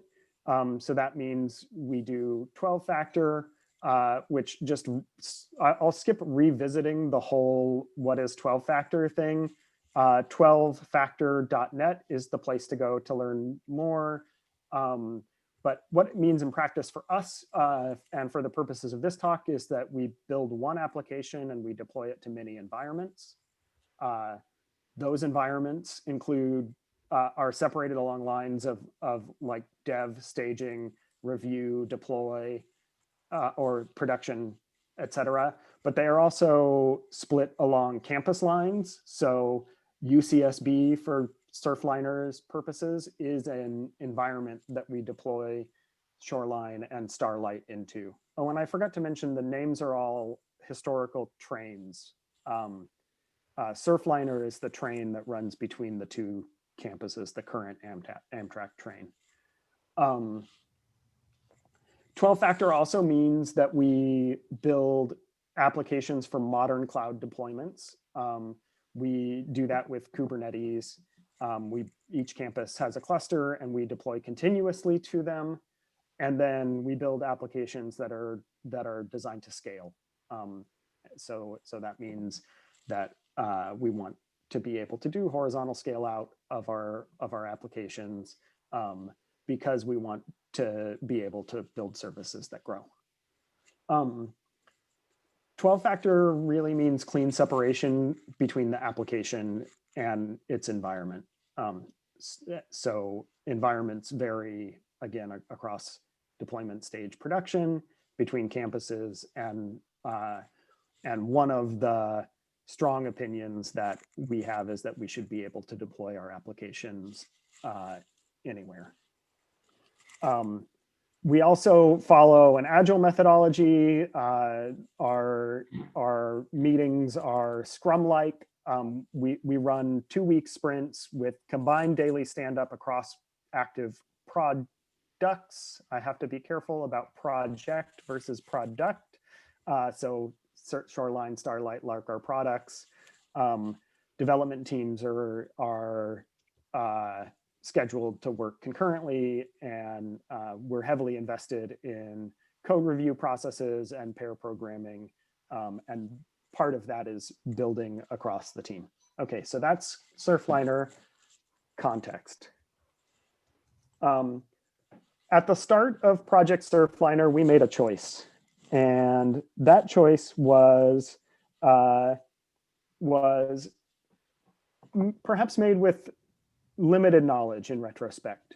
The choice that we made was to use one Git repository for all of the Surfliner products. So that means that Shoreline, Lark, Starlight, various utility and scripts and shared dependencies that are locally developed are all living in one repository that everybody commits to together. This seemed like a really big choice to make at the time. And in retrospect, it really was, but then it also wasn't. So we have these shared products and development process that really is focused around everybody being able to work together. And the monorepo choice was one that we thought would enable us to move quickly and lower overhead for integration between systems. And that's more or less borne out. So a benefit that we got out of this is flexible code boundaries. If I'm working on code that impacts multiple products, then I can do those in one I can make those changes in one atomic commit. So for instance, if I've got a Ruby gem baked into 2 different blacklight apps, then a change to that and a change to the dependencies that call it can all happen at once. Similarly, we can do lockstep releases. So we releases effectively for Surfliner are commits, and we continuously deploy, and anytime change happens to one system, we expect that to happen to all of them together. Similarly, the monorepo enables flexible team boundaries. So we have a shared build, test, and deploy pipeline that we all maintain together across the teams. Global code and code style and quality standards are in the repo, and testing integration between any of the products is easy because we can just build that into a pipeline stage, and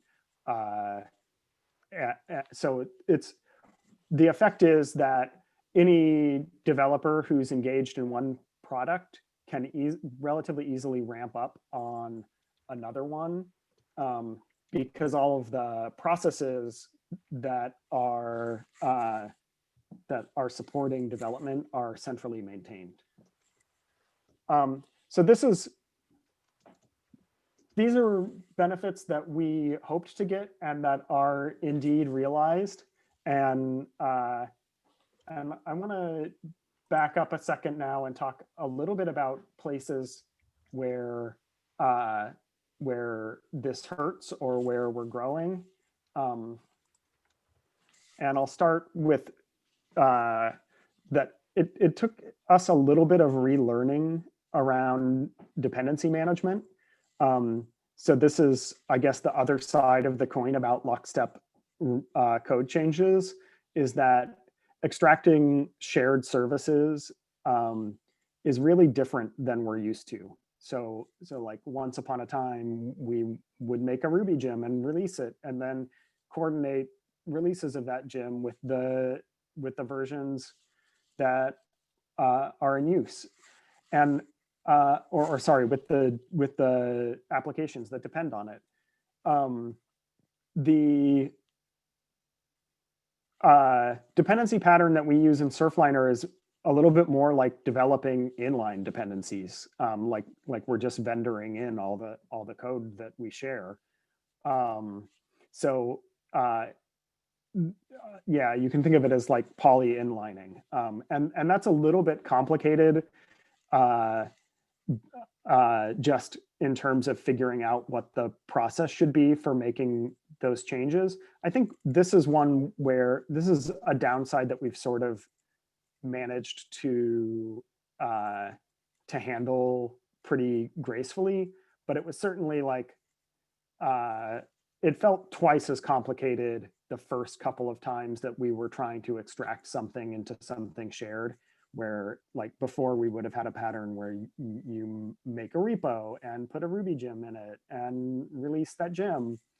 And we can still release a Ruby gem, but in practice, we don't really do that because the actual dependencies that we ship in production are built from the monorepo to take advantage of the lockstep approach. So that's a sort of reconfiguration of our own thought processes about our dependencies that we had to do.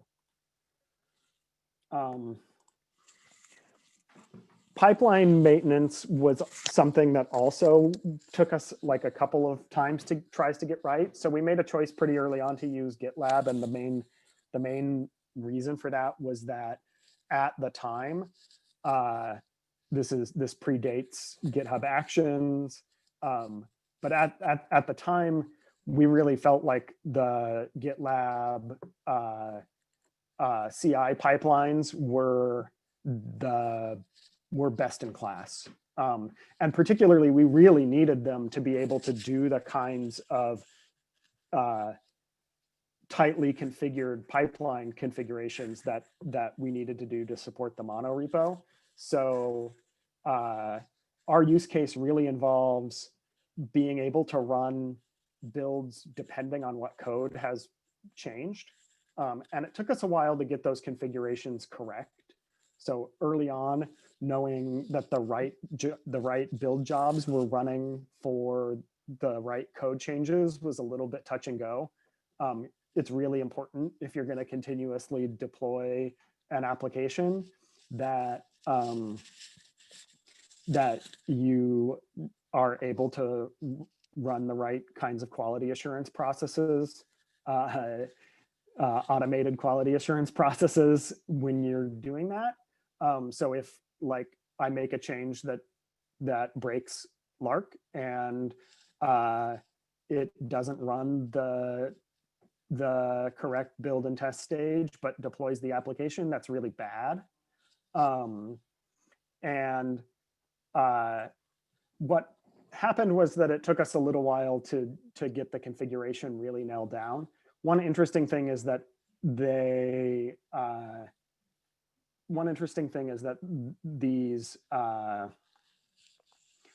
these pipelines now require very little maintenance, and the pattern for cross-product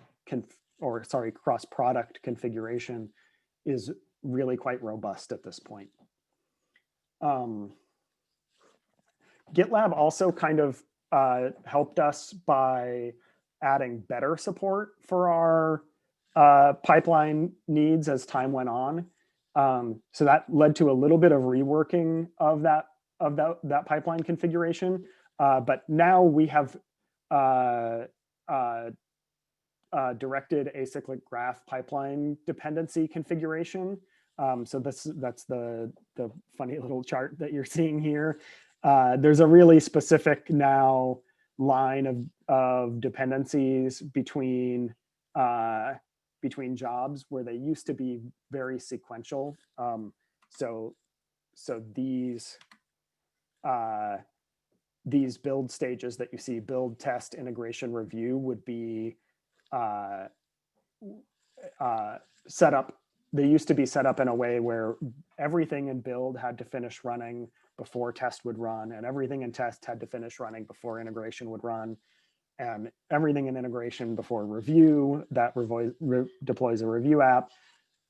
For builds on the trunk, we also have staging and production stages that follow, and all of those things were sequential, and that meant that if I had one that ran slow, that everything was waiting.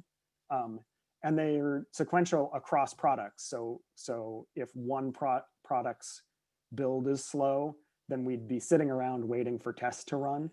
The DAG configuration lets us make this really specific for which jobs depend on which other ones. So the build job is really necessary for the unit tests and the integration tests and the review deployments. But it turns out that the integration, the tests and the review deployments don't have a direct dependency. Like as soon as the build is done, I can deploy. And if the test fails, then I'll just knock down the deployment. So there's no need for us to wait for a long running test suite to start also time-intensive deployment process. Instead, we can do those things in parallel. So that also gives us some configurability between contexts. So MR, or sorry, I'll spell things out. A merge request build can be a lot faster than a trunk pipeline, which is eventually going to deploy to production, and we want to be very deliberate and steady. So GitLab's really given us a lot of support there. Here's some of the actual pipelines that run. You can see that they vary quite a bit depending on right, like which jobs are being run is different depending on what's in the commits. Another place where we've had a little bit of pain is that there's some impact on outside collaborators. So the project looks big, and there is a lot of code in it. And if you're just stepping in and you're interested in deploying Starlight, the exhibits platform, then your entry point to Project Surfliner is really the whole project. There's multiple layers of READMEs to get down to the thing that you want to build if you're just building one product. Documentation in general has a high surface area. And perhaps most concretely, once you know where to go, developing on one application requires that you check out the whole Git repository. Or it doesn't strictly require that, but the kinds of solutions that would lead you to not having to do that are not the kinds of solutions that we want to ask low stakes collaborators to take on.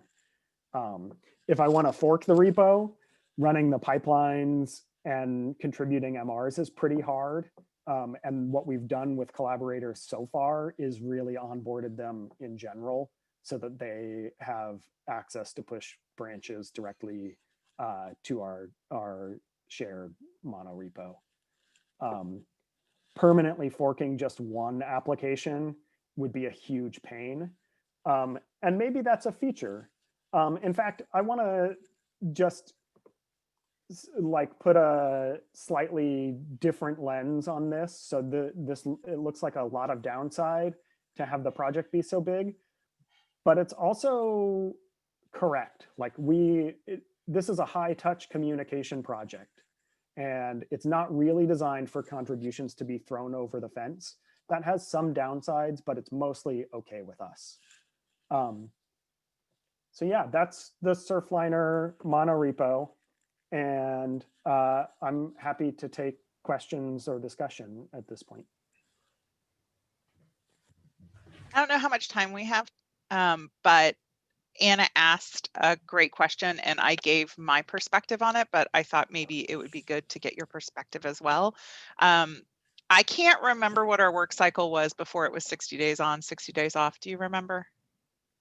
I'm not sure that we had an explicit one. We started a 90-day work cycle the first time through.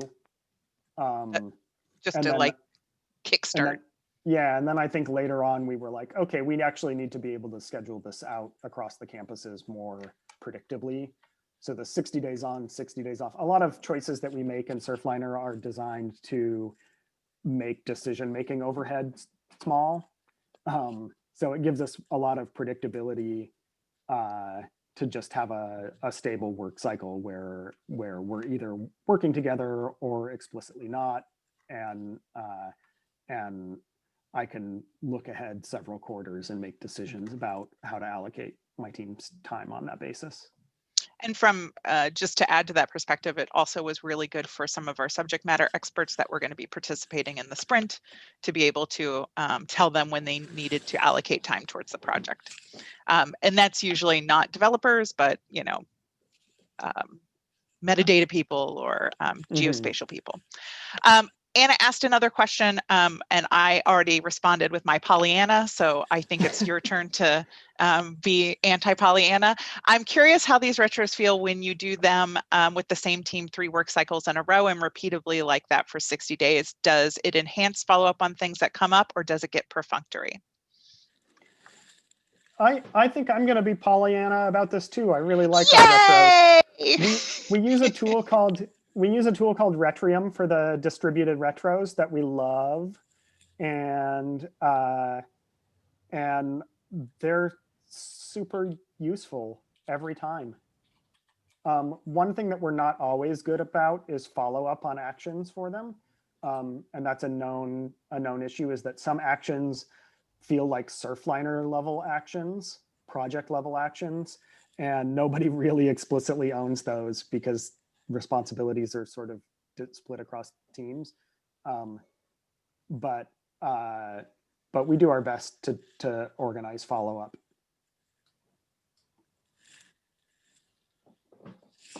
Any other questions?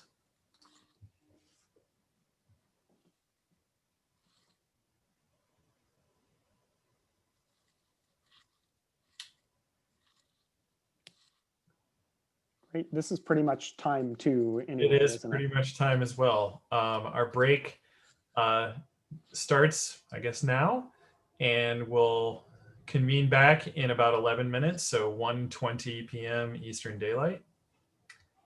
And thank you, Tamsin and Jessica. Thank you.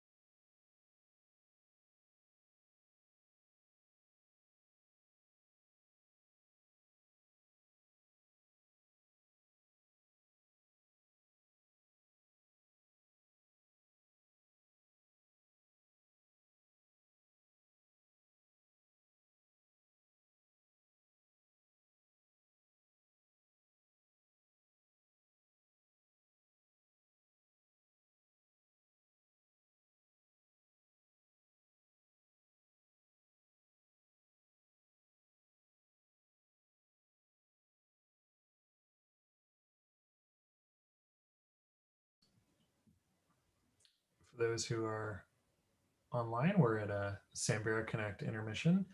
So we'll be back at 1:20 p.m. Eastern Daylight Time in about 5 minutes from now.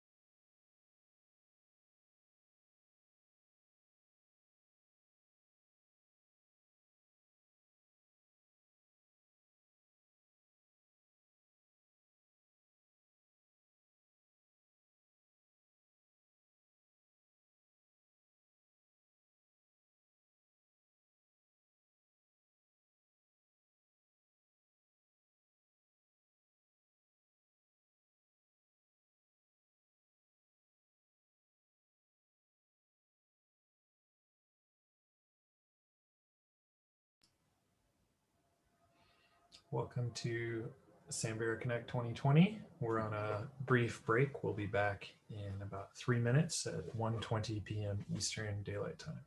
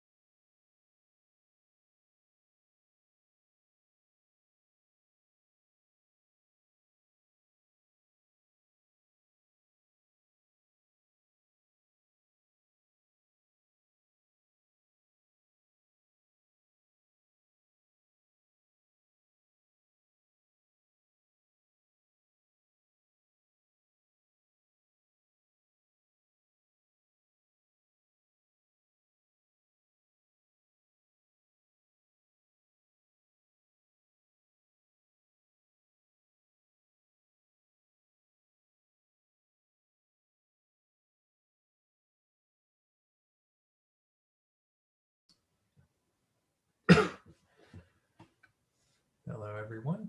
We've got about 2 minutes till we get back to Samvera Connect.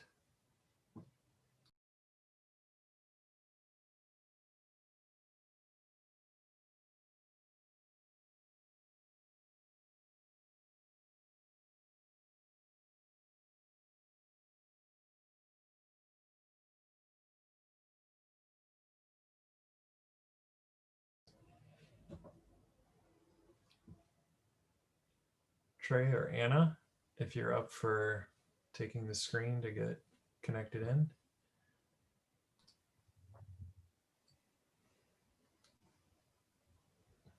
Hi.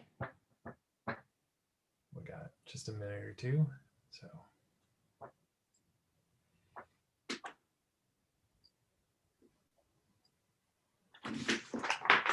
Just put my headphones on here.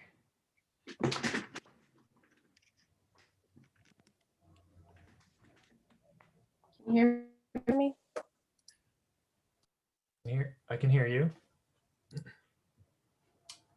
And I see a slide with some dogs, cats, road signs. That's what we're all about here today. Fantastic. Well, go ahead and get started. Okay, thanks. Hi, everyone. I'm Anna Headley. I'm a developer at Princeton University Library. And just by way of description, I'm a white woman with glasses and a long braid. And my co-presenter. Hi, everyone. I'm Trey Pendragon, also a developer at Princeton. Still a white guy with a beard and too long hair. And our talk is All the Roads to Figgy, a tour of ingest workflows. Just by way of description, this talk has a bit of a animals on a road trip theme to it. So we have, as Jeremy said, some big road signs and animals and cars and things.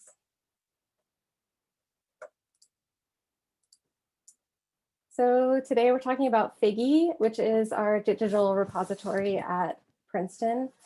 It's the repository itself. It's also the staff-facing UI for ingesting and managing digital objects. And it does all kinds of repository-like things, such as create resources, pull metadata from other systems, describe resources using web forms, organize the files that make up a resource, track a resource progress along a workflow, and collect resources together as collections that can then be published as exhibits. And we wanted to talk about ingest because we have a lot of ways to ingest content into Figgy. This is just because we have made it a priority to accommodate the way that our users are already doing their work or want to do their work. And also so that we can ingest materials that just is in different formats, either from different vendors or coming from legacy applications and that kind of thing. So we kind of realized we have a lot of ingest workflows. Let's take a tour of them. So I'm going to, and Trey also together, we're going to run through a bunch of ingest user stories and describe how Figgy accommodates them. And our first story starts with our digitization studio staff. So I'll just read this user story. As a digital imaging technician, I want to ingest a set of images in as few steps as possible in order to focus on photographing library materials. I want to create resources with complex hierarchical arrangements as part of the ingest process in order to reduce the need for structural editing later on. And I need to easily understand whether the ingest was successful in order to complete the scanning project and know that I'm done.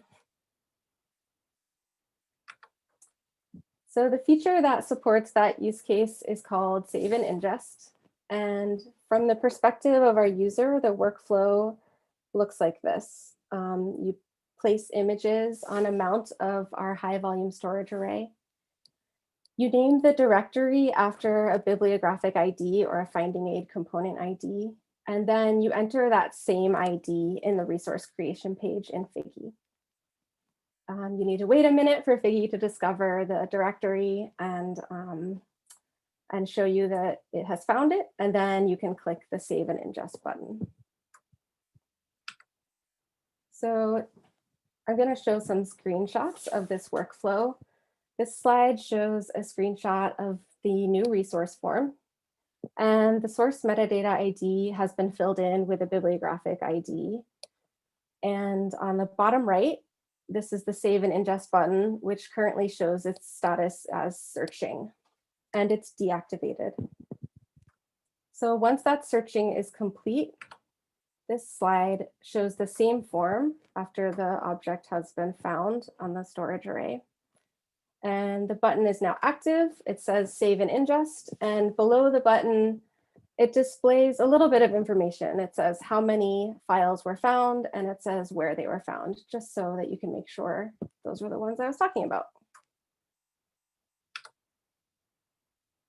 Then after clicking that save and ingest button, a new resource is created, and this slide shows a screenshot of that new resource page before the images have gone through the characterization and derivative generation process. Up near the top of this screen, there's an alert that shows that 0 out of 10 files have been processed. And this helps the digital imaging tech just to understand the resources here, but the files aren't quite ready yet. And if you have a little patience, they should show up. When they show up, that alert goes away. And this slide shows a screenshot of the final fully ingested item.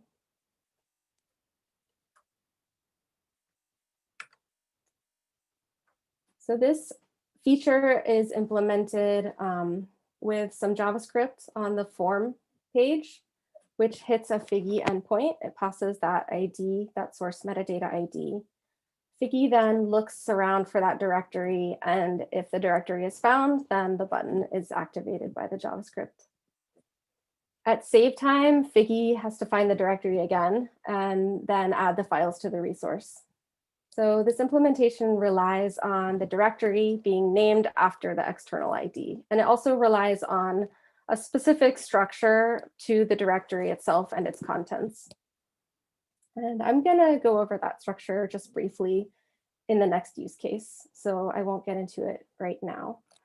But the final piece here is that Figgy has remote metadata services, which pull metadata from either the ILS bibliographic record or from finding aids to populate imported metadata fields.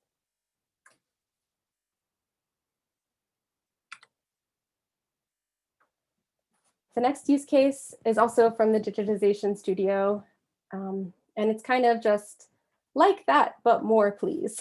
So as a digital imaging technician, I want to shoot a full set of items and ingest them all at once in order to photograph more items without stopping to individually ingest each one, or without having kind of a big pile of them to ingest when I finish photographing. And this is especially helpful when the items are small, like single page sheets of posters or things like that. So to support this use case, we have a bulk ingest feature, and the workflow for a user sounds like prepare files according to the required directory structure, and then select that directory in the Figgy UI. And this slide shows a screenshot of the help text that describes the required directory structure for both the save and ingest and the bulk ingest features. So here, there's a single volume work example and a multi-volume work example. In both cases, you have to have a top-level container directory, and that's the one that you select as the directory that you're ingesting. Below that, any directories inside that container directory will be mapped to resources. And if at the next level, that directory has, again, child directories, for example, here, volume 1 or vol 1 and vol 2, those are going to be created as child resources. And then images are created as file sets and attached to their parent resource. The form for bulk ingest allows you to set a few properties, but the main attraction is the select folder button. And this is just a screenshot of that form. And this slide shows a screenshot of the Browse Everything UI. So this is what comes up when you push that select folder button. And in this case, we're displaying the contents of our mounted storage array. The implementation of this bulk ingest feature relies heavily on Browse Everything, which provides the UI, and it also gives us the directory name so that we can pull all those files and arrange them into resources. And then, of course, we use our Figgy services to pull metadata from the ILS or the finding aids and insert that onto the resource as imported metadata.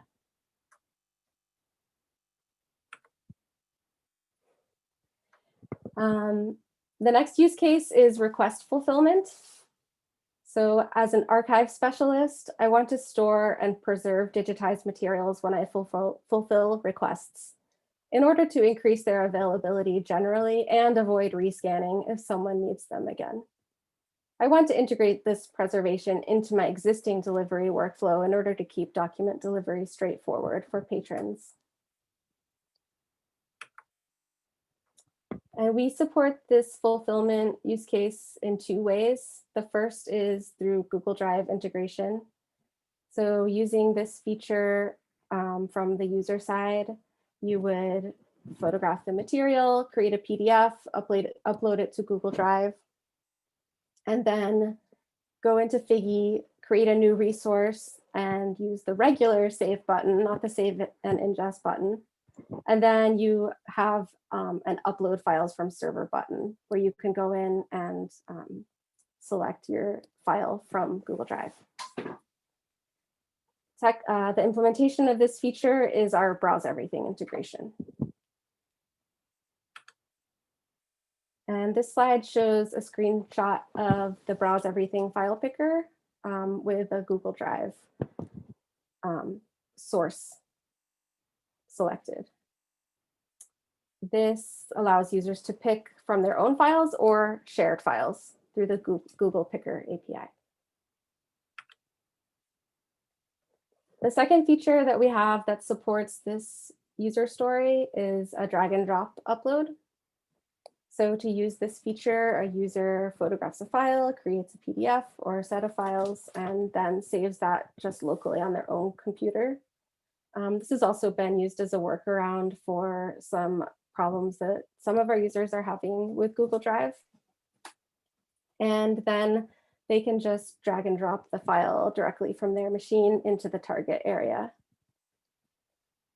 For the implementation of this feature, we use a Vue component called Vue2Dropzone, which itself utilizes a JavaScript library called dropzone.js. And that's just configured to directly put to the resources edit action and append the file.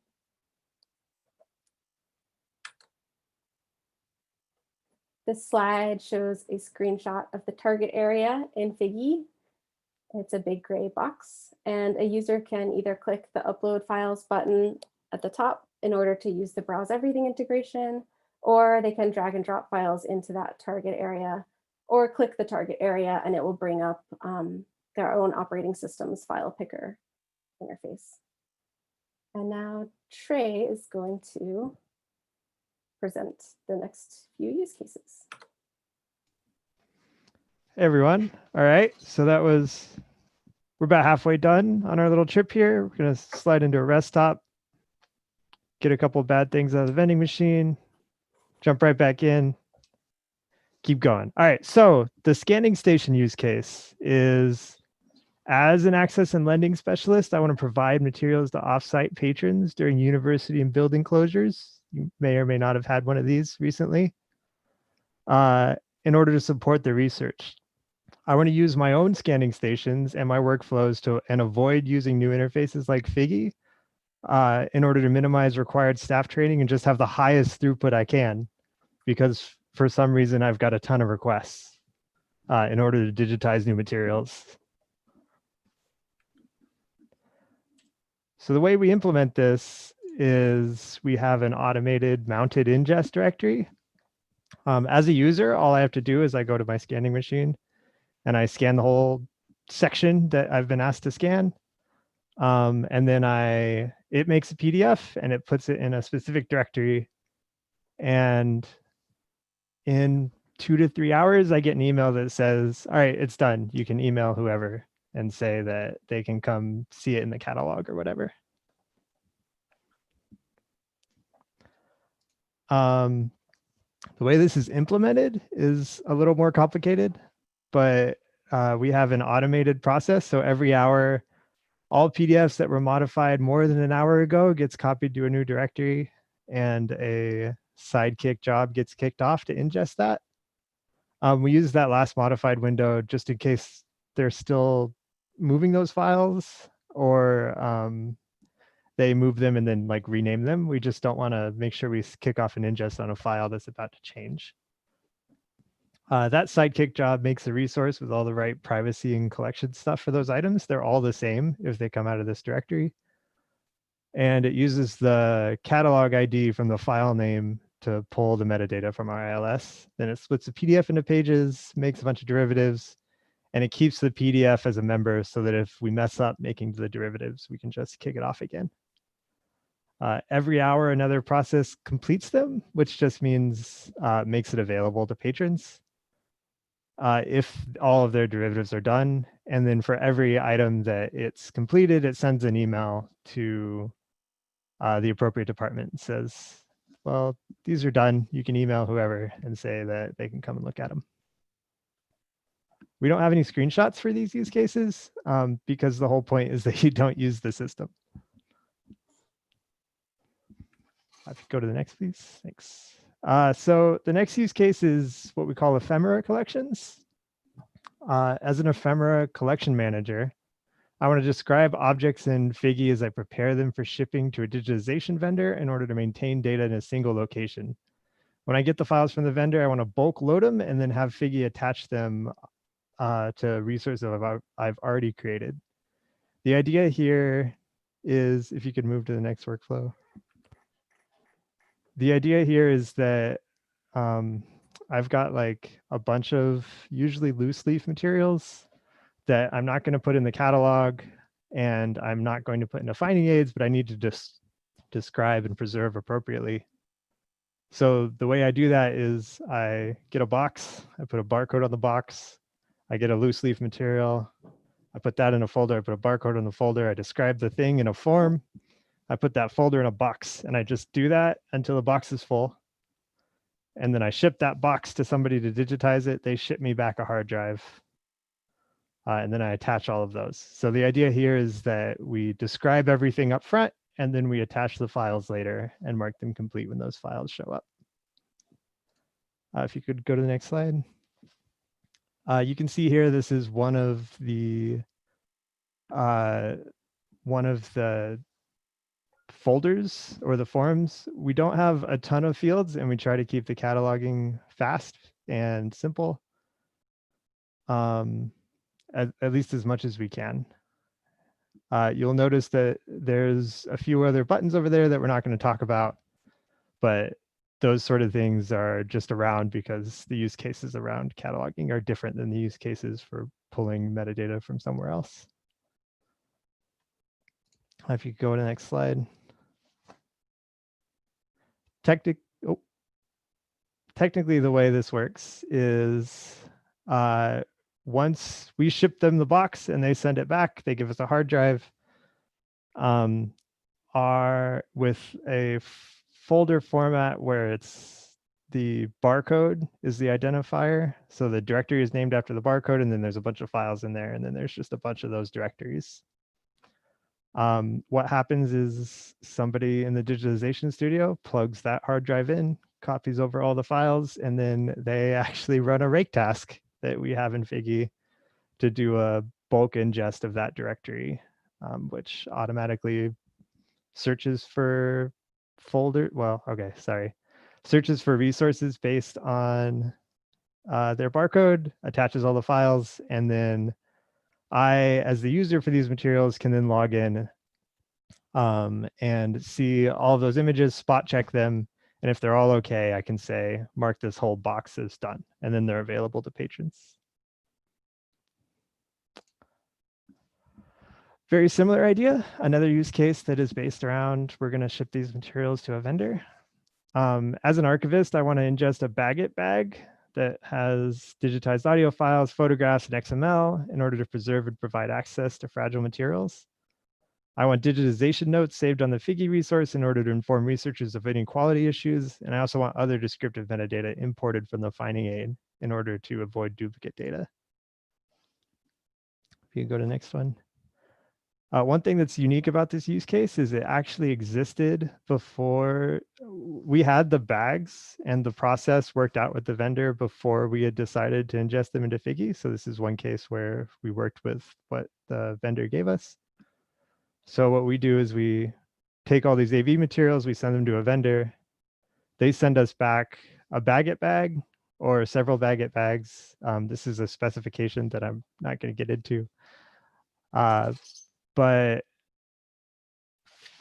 each bag has a bunch of directories. Each directory represents like one physical piece of media. Inside that directory might be more directories for like side A and B. And then each side has 3 files: preservation master, intermediate, a web quality derivative, a picture of the material, like they took a picture of it, and some unique descriptive metadata in PB core that contains things like archival notes that were sent to them in sometimes different formats, and sometimes it's their metadata.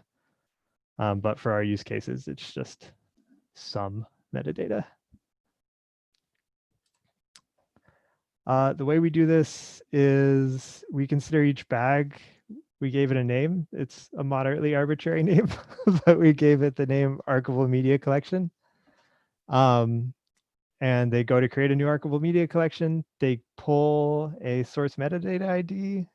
For this it's a finding aid identifier, which will pull the metadata for. It's usually described at like the collection level, so it pulls the metadata for the collection into this archival media collection. And then you give it a bag path, and you hit save. And once you do, a bunch of stuff happens, described in the next slide. It makes a new collection unless one exists already. You can edit and add another bag path. A background job goes out, finds that bag, goes through every directory, creates a bunch of resources, attaches all those media files. One unique thing is we don't create derivatives for these since they've already provided web quality derivative. We extract a bunch of XML metadata, and then we attach that XML file as just in case we need to extract more metadata later that we've decided before we didn't need, but inevitably somebody will say, oh, I wish we had pulled that out of whatever. And then that work gets associated with the archival media collection. Any descriptive metadata that we can associate via like component IDs or things like that are pulled from the finding aid. All right, we've got one more use case, which is actually like 1,000 of them. So we also have several times where we need to ingest material that comes from an old system, or are like one-off migration jobs, or things like that. So we have ingest objects with METS metadata that comes from our old repository. Ingest objects from custom design databases. This is usually there are special forms and things like that to handle coins, and being able to just migrate out of other databases that we've had. And we also have some special tasks to ingest intermediate files for, this is like, I've added a watermark especially to a file, but I've also got the unwatermarked version, but we better make sure that we create the derivative out of the watermarked version of those files. And for all of these, we have a rake task that's named appropriately that sits inside our repository, usually for too long, but sometimes we delete them after we migrate that data.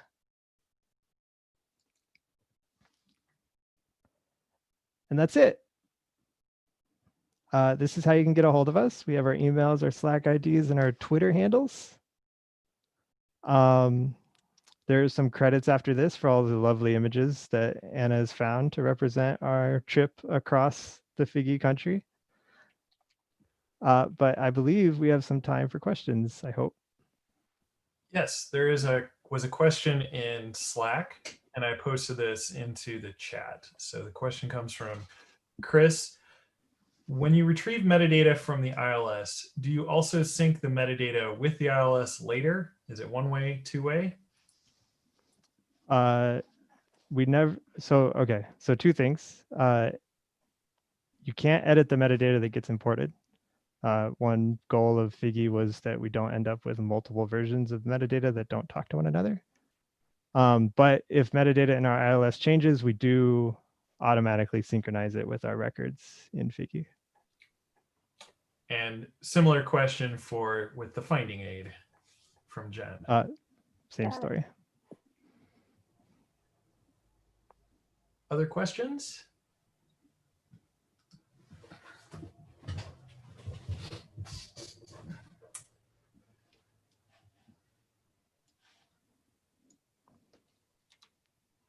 Oh, there is something in the Q&A. Oh, there's everywhere you get questions. So when ingesting hierarchical objects, are you creating complex objects?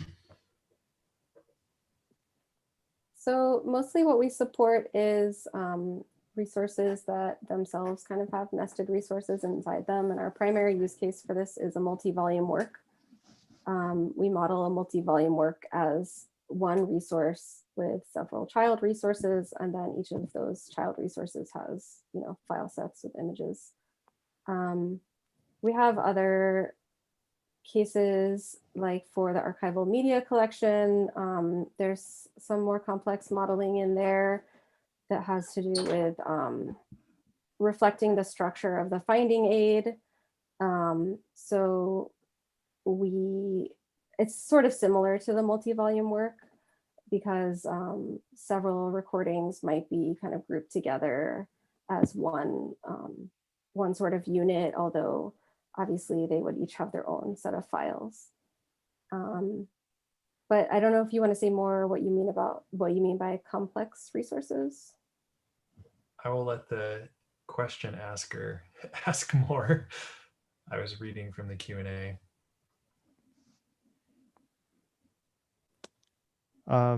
If you just mean, yeah, what Anna said. I think the only thing I would add is one thing we didn't really mention is Figgy's a Valkyrie-based homegrown repository. It would backed on Postgres, so we're not really scared to make a bunch of resources. We do that quite often, and we certainly have multi-volume works with hundreds of volumes with thousands of pages that get ingested in these ways.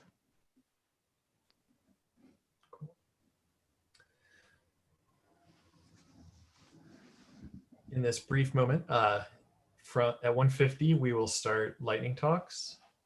But if anyone has a quick question, please feel free to ask.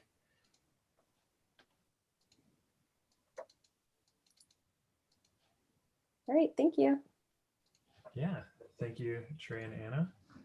Thanks, everybody. Oh, here's the question. So I'm thinking complex objects that are similar to those created via METs and the struct map. We do handle METs and struct maps via, we have a structure manager, but we store those separately. They're not full objects, and it doesn't happen automatically. We have a structure editor to add that sort of table of contents functionality after the fact. Although some of those reg tasks at the end that were like, we have METs and mods, we do automatically convert the METs to that structure. But it's like auxiliary information. We don't like split up the resources into a bunch of little parts to make chapters and things like that. Cool. Well, again, thank you. And I'm going to hold the line until 1:50, according to my clock up in the top right corner there. So again, I hope everyone is having a informative Samvera Connect, and I hope you're able to bring some of this back. I know I've been saying, hey, you at Notre Dame, this one in particular, I would like you to be listening to. So I appreciate all of these presentations and the fact that we are recording these on YouTube. They'll be available on YouTube as well as in our repository itself. So this is great. Jessica, you're in San Diego and you're saying on Slack, is anyone freezing to death? I'm scared if it's cold in San Diego. It's really cold, Jeremy. So I might die. I think hypothermia has set in. I think it's 38 or 40. Instead of this lovely snow that Brendan had yesterday, we have just this slop rain and dreariness. So John, I hope you are ready. You can go ahead and grab the screen for your lightning talk. Anna and Rebecca, you're on deck. And we're at 150. Give it a go. All right. Thanks, Jeremy. Hi, everyone. I'm John Cameron from Indiana University. I'm a white male with blue glasses and shoulder-length brown hair in my home office. And today my lightning talk is just live demo, hands-on with Avalon Media System. So I'm going to show a little bit more in depth some of the new stuff in the release that we're just about to do. So let me reshare my screen so I can get my browser up here. Let's see.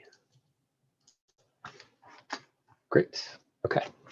Yeah, so here I am on our development server. 7.2 is going to be out probably within a day or two, released on GitHub, but for the time being, I'm just doing the demo here. So this is, first of all, just our managed content for a specific collection. So Avalon, is made of collections full of buckets of items. And one of the things that we have recently added is the ability to add contact email and website. So people representing their collections in our repository, wanted to have more of a connection or I guess way for people to get in touch with them, or, sort of redirect them to other sources. So we have added this in. And here you can see what it looks like to the end user. So this is the landing page for my live demo test collection with the contact email and the website as I've linked it above. So I've got two example items here in my live demo collection. Ignore the fact that this isn't streaming because this is our dev server, but I'm going to show off a few things. So one is if I go back to my administrative page for my collection, down here, we've got the default access controls, our laundry list of access controls that you can apply to the item level. And we added this button, apply to all existing items, which I'd mentioned before, just kicks off a job that rewrites the access controls for all of the items in the collection according to whatever the current default access is.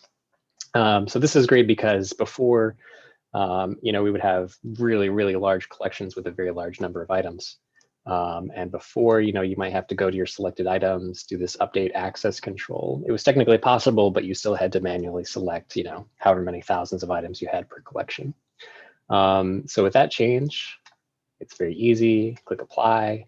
We've also added the ability to say, hey, do you want to keep your special access entries? Do you want to keep IP address ranges or other stuff, or do you want to just blank them out?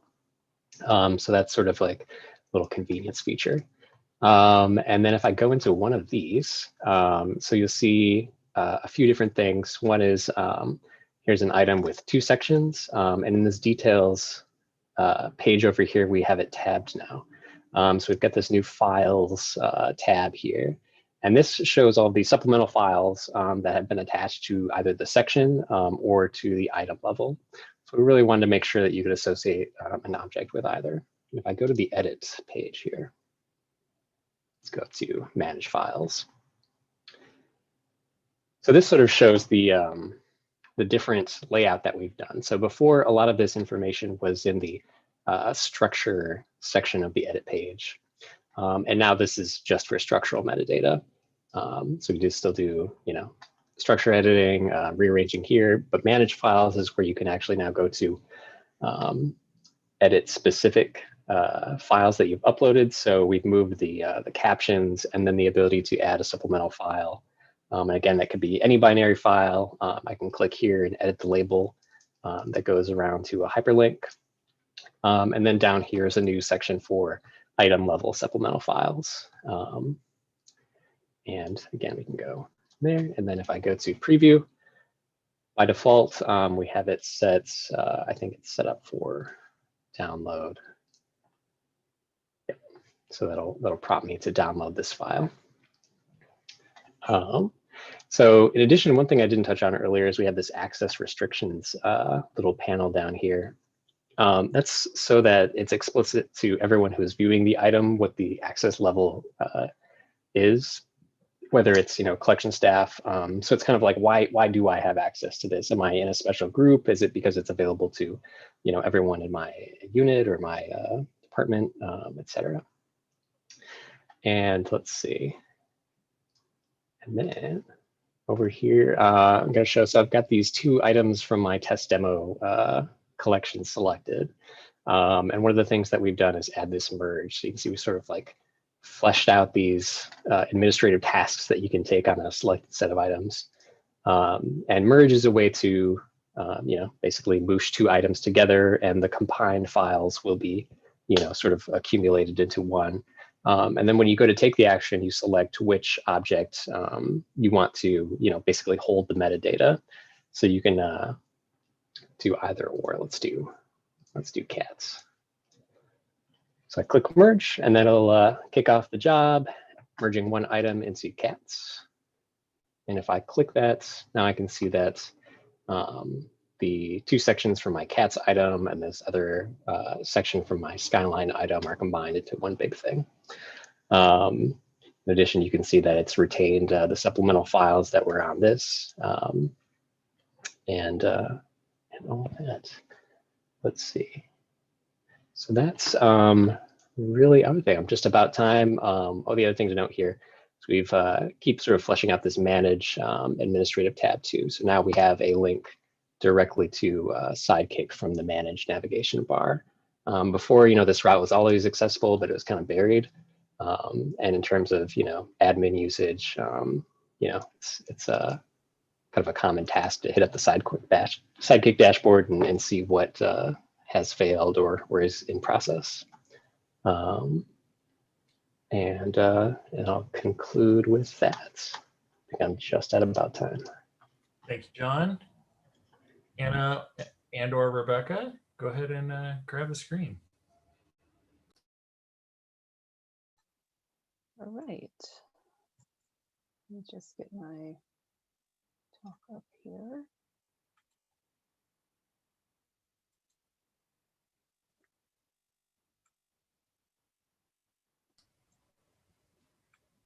Y'all see my slides? You can see your slides. They're not in presenter mode. Oh.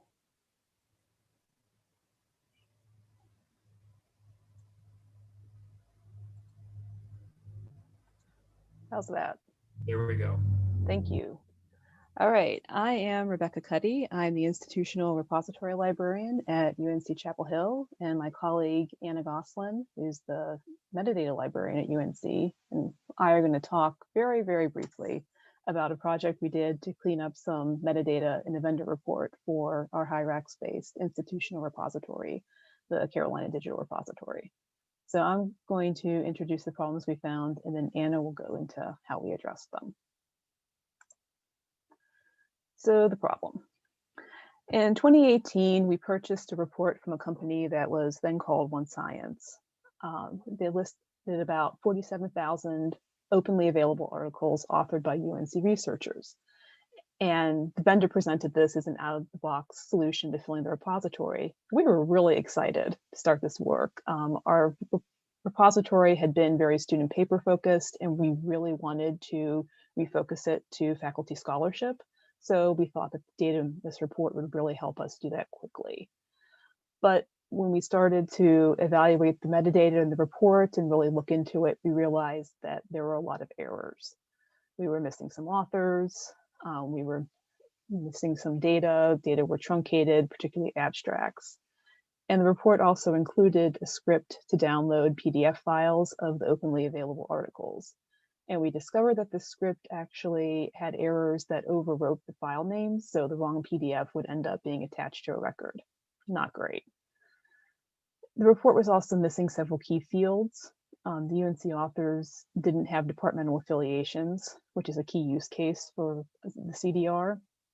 And they also weren't listed in order, and that affected the CDR's indexing in Google Scholar. We also had to figure out copyright concerns. We needed to know which version of the article we were allowed to upload. And we also needed to scale the project because we did not want to have to touch 47,000 articles individually. So we wanted to batch the work as much as possible and then minimize the amount of manual work that needed to be done. So, Anna?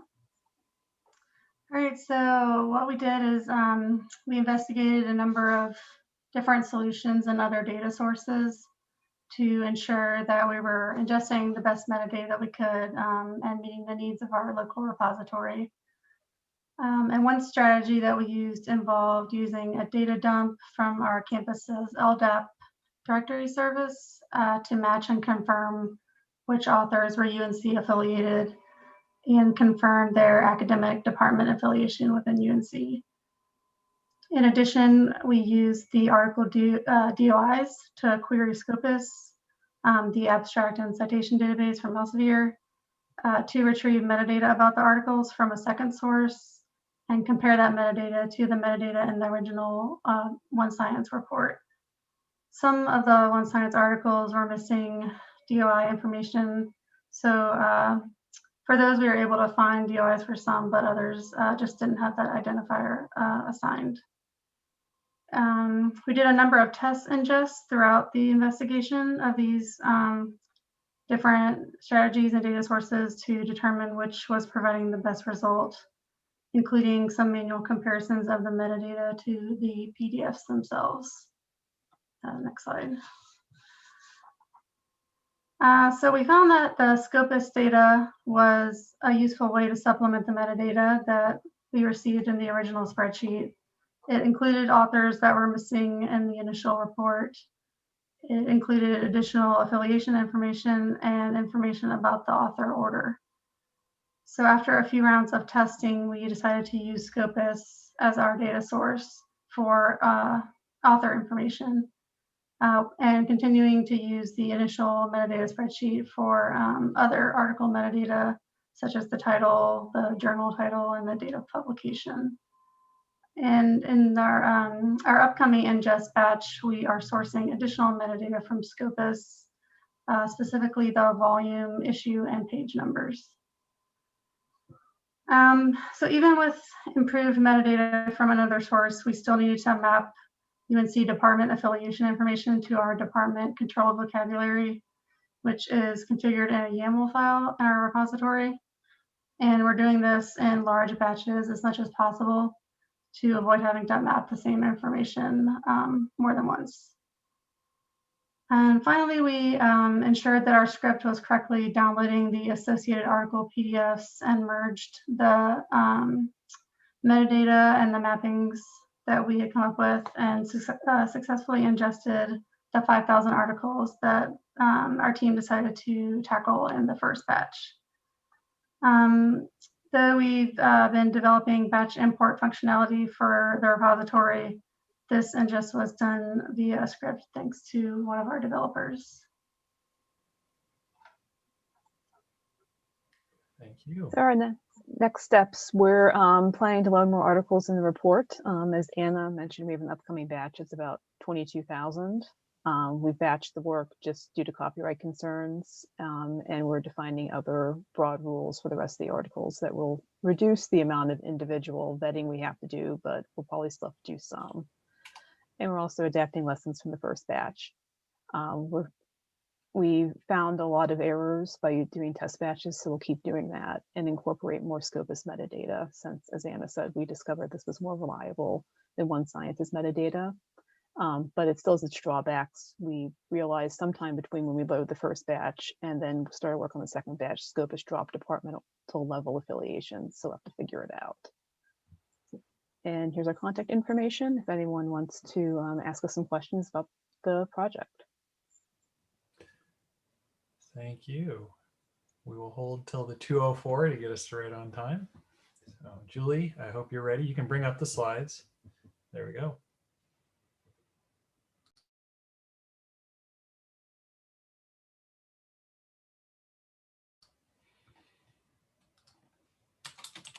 I can see them, the slides. Okay, can you hear me? Yep. All right. Hi, everyone. My name is Julie Hardesty. I'm a metadata analyst at Indiana University, and I'm a white woman with long hair up in a bun wearing glasses. So today I'm going to be talking about the controlled vocabularies decision tree. And this is based off a working group that is part of the Samvera metadata interest group. And the working group members here, Dawn Childress, Gretchen Geegan, Rebecca Patillo, Eric Radio, Lynette Rail, and myself. I just want to thank all of them for a lot of work that was put into this decision tree document.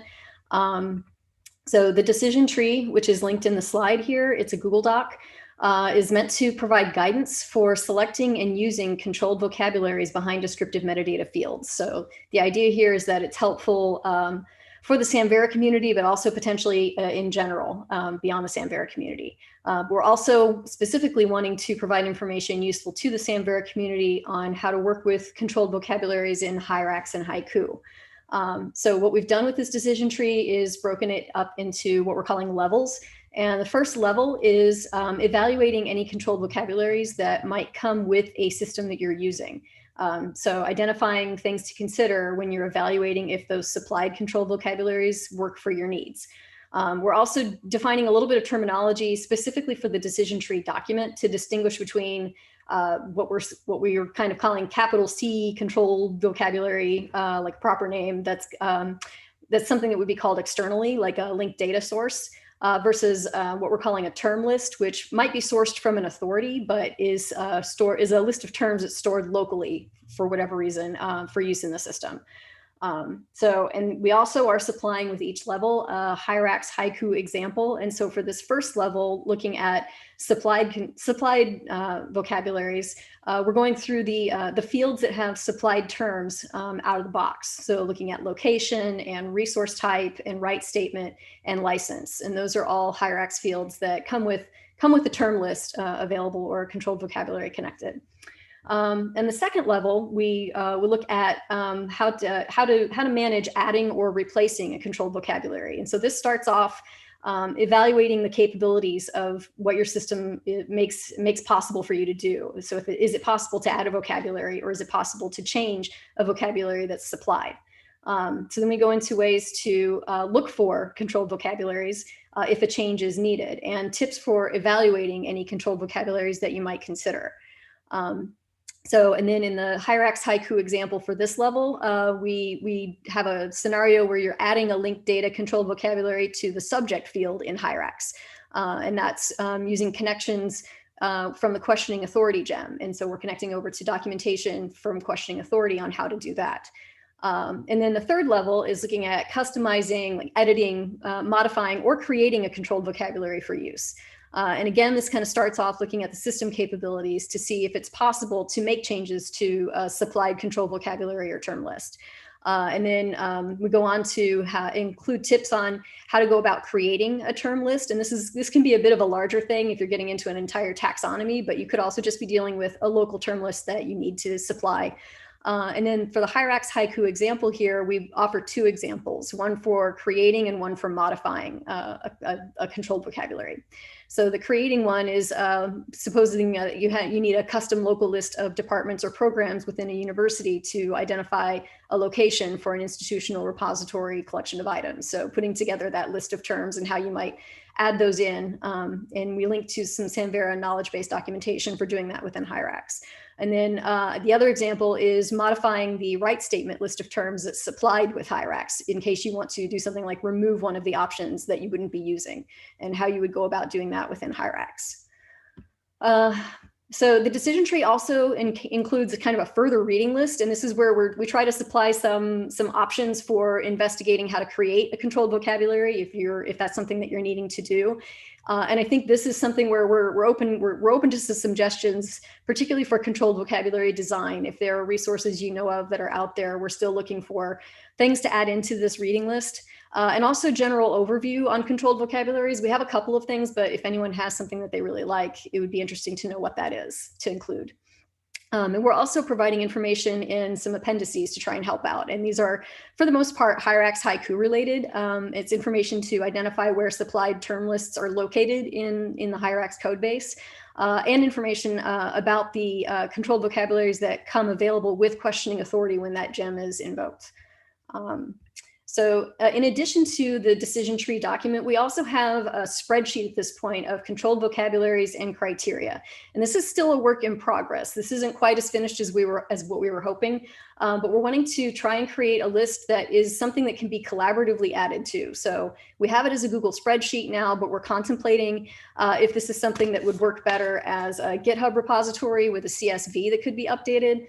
And we're also looking at what information to supply with each list of with each controlled vocabulary option that's listed. Right now, we're showing who maintains it, if there's a stable identifier URI, some information about how often it's updated or the last time it was updated, and the domain, what the controlled vocabulary is about. And our interest here is in trying to provide a list of controlled vocabulary options that may not really be provided elsewhere. So we're looking at ways to include or make more available, amplify controlled vocabularies created by marginalized communities that represent that community's interest, and some way to amplify those options that are out there. We also have a second tab in this spreadsheet that's looking at a meta list of controlled vocabularies, and we're not exactly sure if this is super useful, but it might be. It's kind of some places to go where there are already multiple controlled vocabularies available and listed. So we're still trying to figure out what that means and if that's helpful. So feedback on that is also really appreciated. And that's all located and connected up on the CV Decision Tree Working Group Wiki, which is under the Samvera Metadata Interest Group on the Samvera Wiki. So any feedback or comments would be really welcome. Thank you very much. Thank you, Julie. Lynette, go ahead and grab the screen.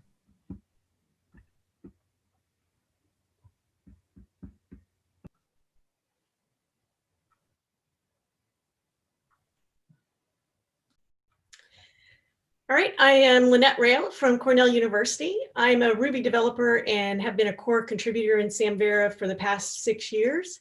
I have worked heavily on questioning authority and Hyrax. So in the last few months, it became clear COVID was not going away anytime soon.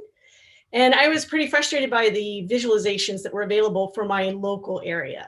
So I decided to write an app myself, and I use questioning authority as part of the technology stack.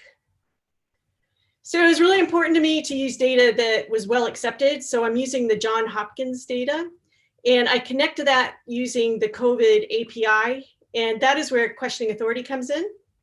So COVID API can actually return data in different formats depending on what level of data you're requesting, whether it's countries or states or counties. And so questioning authority does a normalization on the data coming in from COVID API so that it's consistent all the time, and made it really easy to create some models to go with it. So I'm using GruphGraph as the graphing library to generate the graphs. And I'm using Jekyll documentation theme as the UI because it's compatible with GitHub pages. So in the app, I create several different types of graphs, and this is showing a graph that is all data from the beginning of time that they were collecting data. And each bar represents a single day. This particular one is kind of messy. I either can have the data points on or the data points off. And since it's really meaningful to know what the maximum value is, I left the data points on, even though a lot of them are overlapping. So the next graph that I created was graphs for the past 7 days. And in this case, each bar again represents just a single day. But this gives me a short-term glance into what's going on. But it can be kind of hard to see trends in only 7 days because that's a short time period. So I also added a graph that does 30 days. And with the longer term, it gets a little easier to see how cases are changing over time. But even that can be hard to see trends because from day to day, the values can change a lot. So I created one that does every 7 days. So each bar now represents a 7-day period, and 4 bars represent about a month. And so you can see this sort of smooths out those daily jumps and gives you a clear vision that things have been rising in the past month. So together, these graphs give a picture of how the confirmed cases are changing. So I'm going to do a quick demo, and I'm going to do it through slides because I have such a short time. So the tracker can be configured to show data for any number of areas around the country and even around the world. And this allows you to track the data in areas of interest to you, places where you travel or where you have friends or family. So I'm tracking 7 different central areas. And within each area, you can also track regions. So to move on, you actually click one of the areas, and we're going to go look at Cortland, New York, which is where I live. So clicking in this area takes you to the home page for the area. And on the left, you see a quick menu that will be on every page. And in the middle, you see blocks that describe all the various graphs, and also has a quick link to view the graphs in all the regions that are configured for that particular area. So I'm going to click the weekly totals. That'll take us to the weekly total graphs. And so here you see a list of all the regions at the top, and then below that, you'll see the various weekly graphs for those regions. So you can jump to a particular region by clicking a link at the top, or you can just scroll down. So as you scroll down, you'll see the ones for the different areas. And you can just continue scrolling down and see all the areas. So one of the comments I would make about the various areas is that I pick a central location like Cortland County, and that gives me my local data. But then the counties that surround Cortland also can impact what happens in my county, because people move between counties for various reasons. And so if something starts to rise in a county near us, that also can provide meaningful data about what might be coming in our area.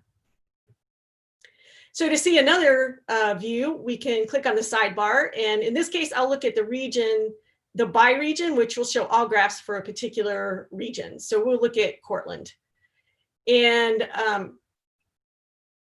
the first graph that we see, again, is the weekly totals. But as I scroll down, I see some of the other graphs that I showed previously. So this shows the weekly totals and the 30 days together. I find that these two graphs give the most meaningful representation for seeing what kind of trends are happening in the data. But then we can see the 7-day graph. And with this one, you also see change in the counts of deaths for that particular time period. Fortunately for us, we have not had any deaths. So that's not a particularly meaningful graph for us, but in an area where deaths are occurring, to see how that changes over time can really give you an understanding of the severity of COVID in that area. So at any time, you can jump back to the main page by clicking the link above the bar, or if you want to click back to the one that does all the areas, you do the one in the header. So this is just a quick, I'm not going to go into detail because I'm running out of time. So this is what the configuration looks like. You can grab this and configure it for your areas. I include steps for how you can actually grab this app and use it yourself. Because it's configuration based, it's really easy to set up. There are also instructions, these same instructions in the README. And I include links to where you can go to see what the technologies that everything's based off of and the data. So thank you very much. I hope you find it helpful, and I hope everyone stays well and safe. Thank you, Lynette. David, go ahead and grab the slide or the presentation. All right, let me just share my screen.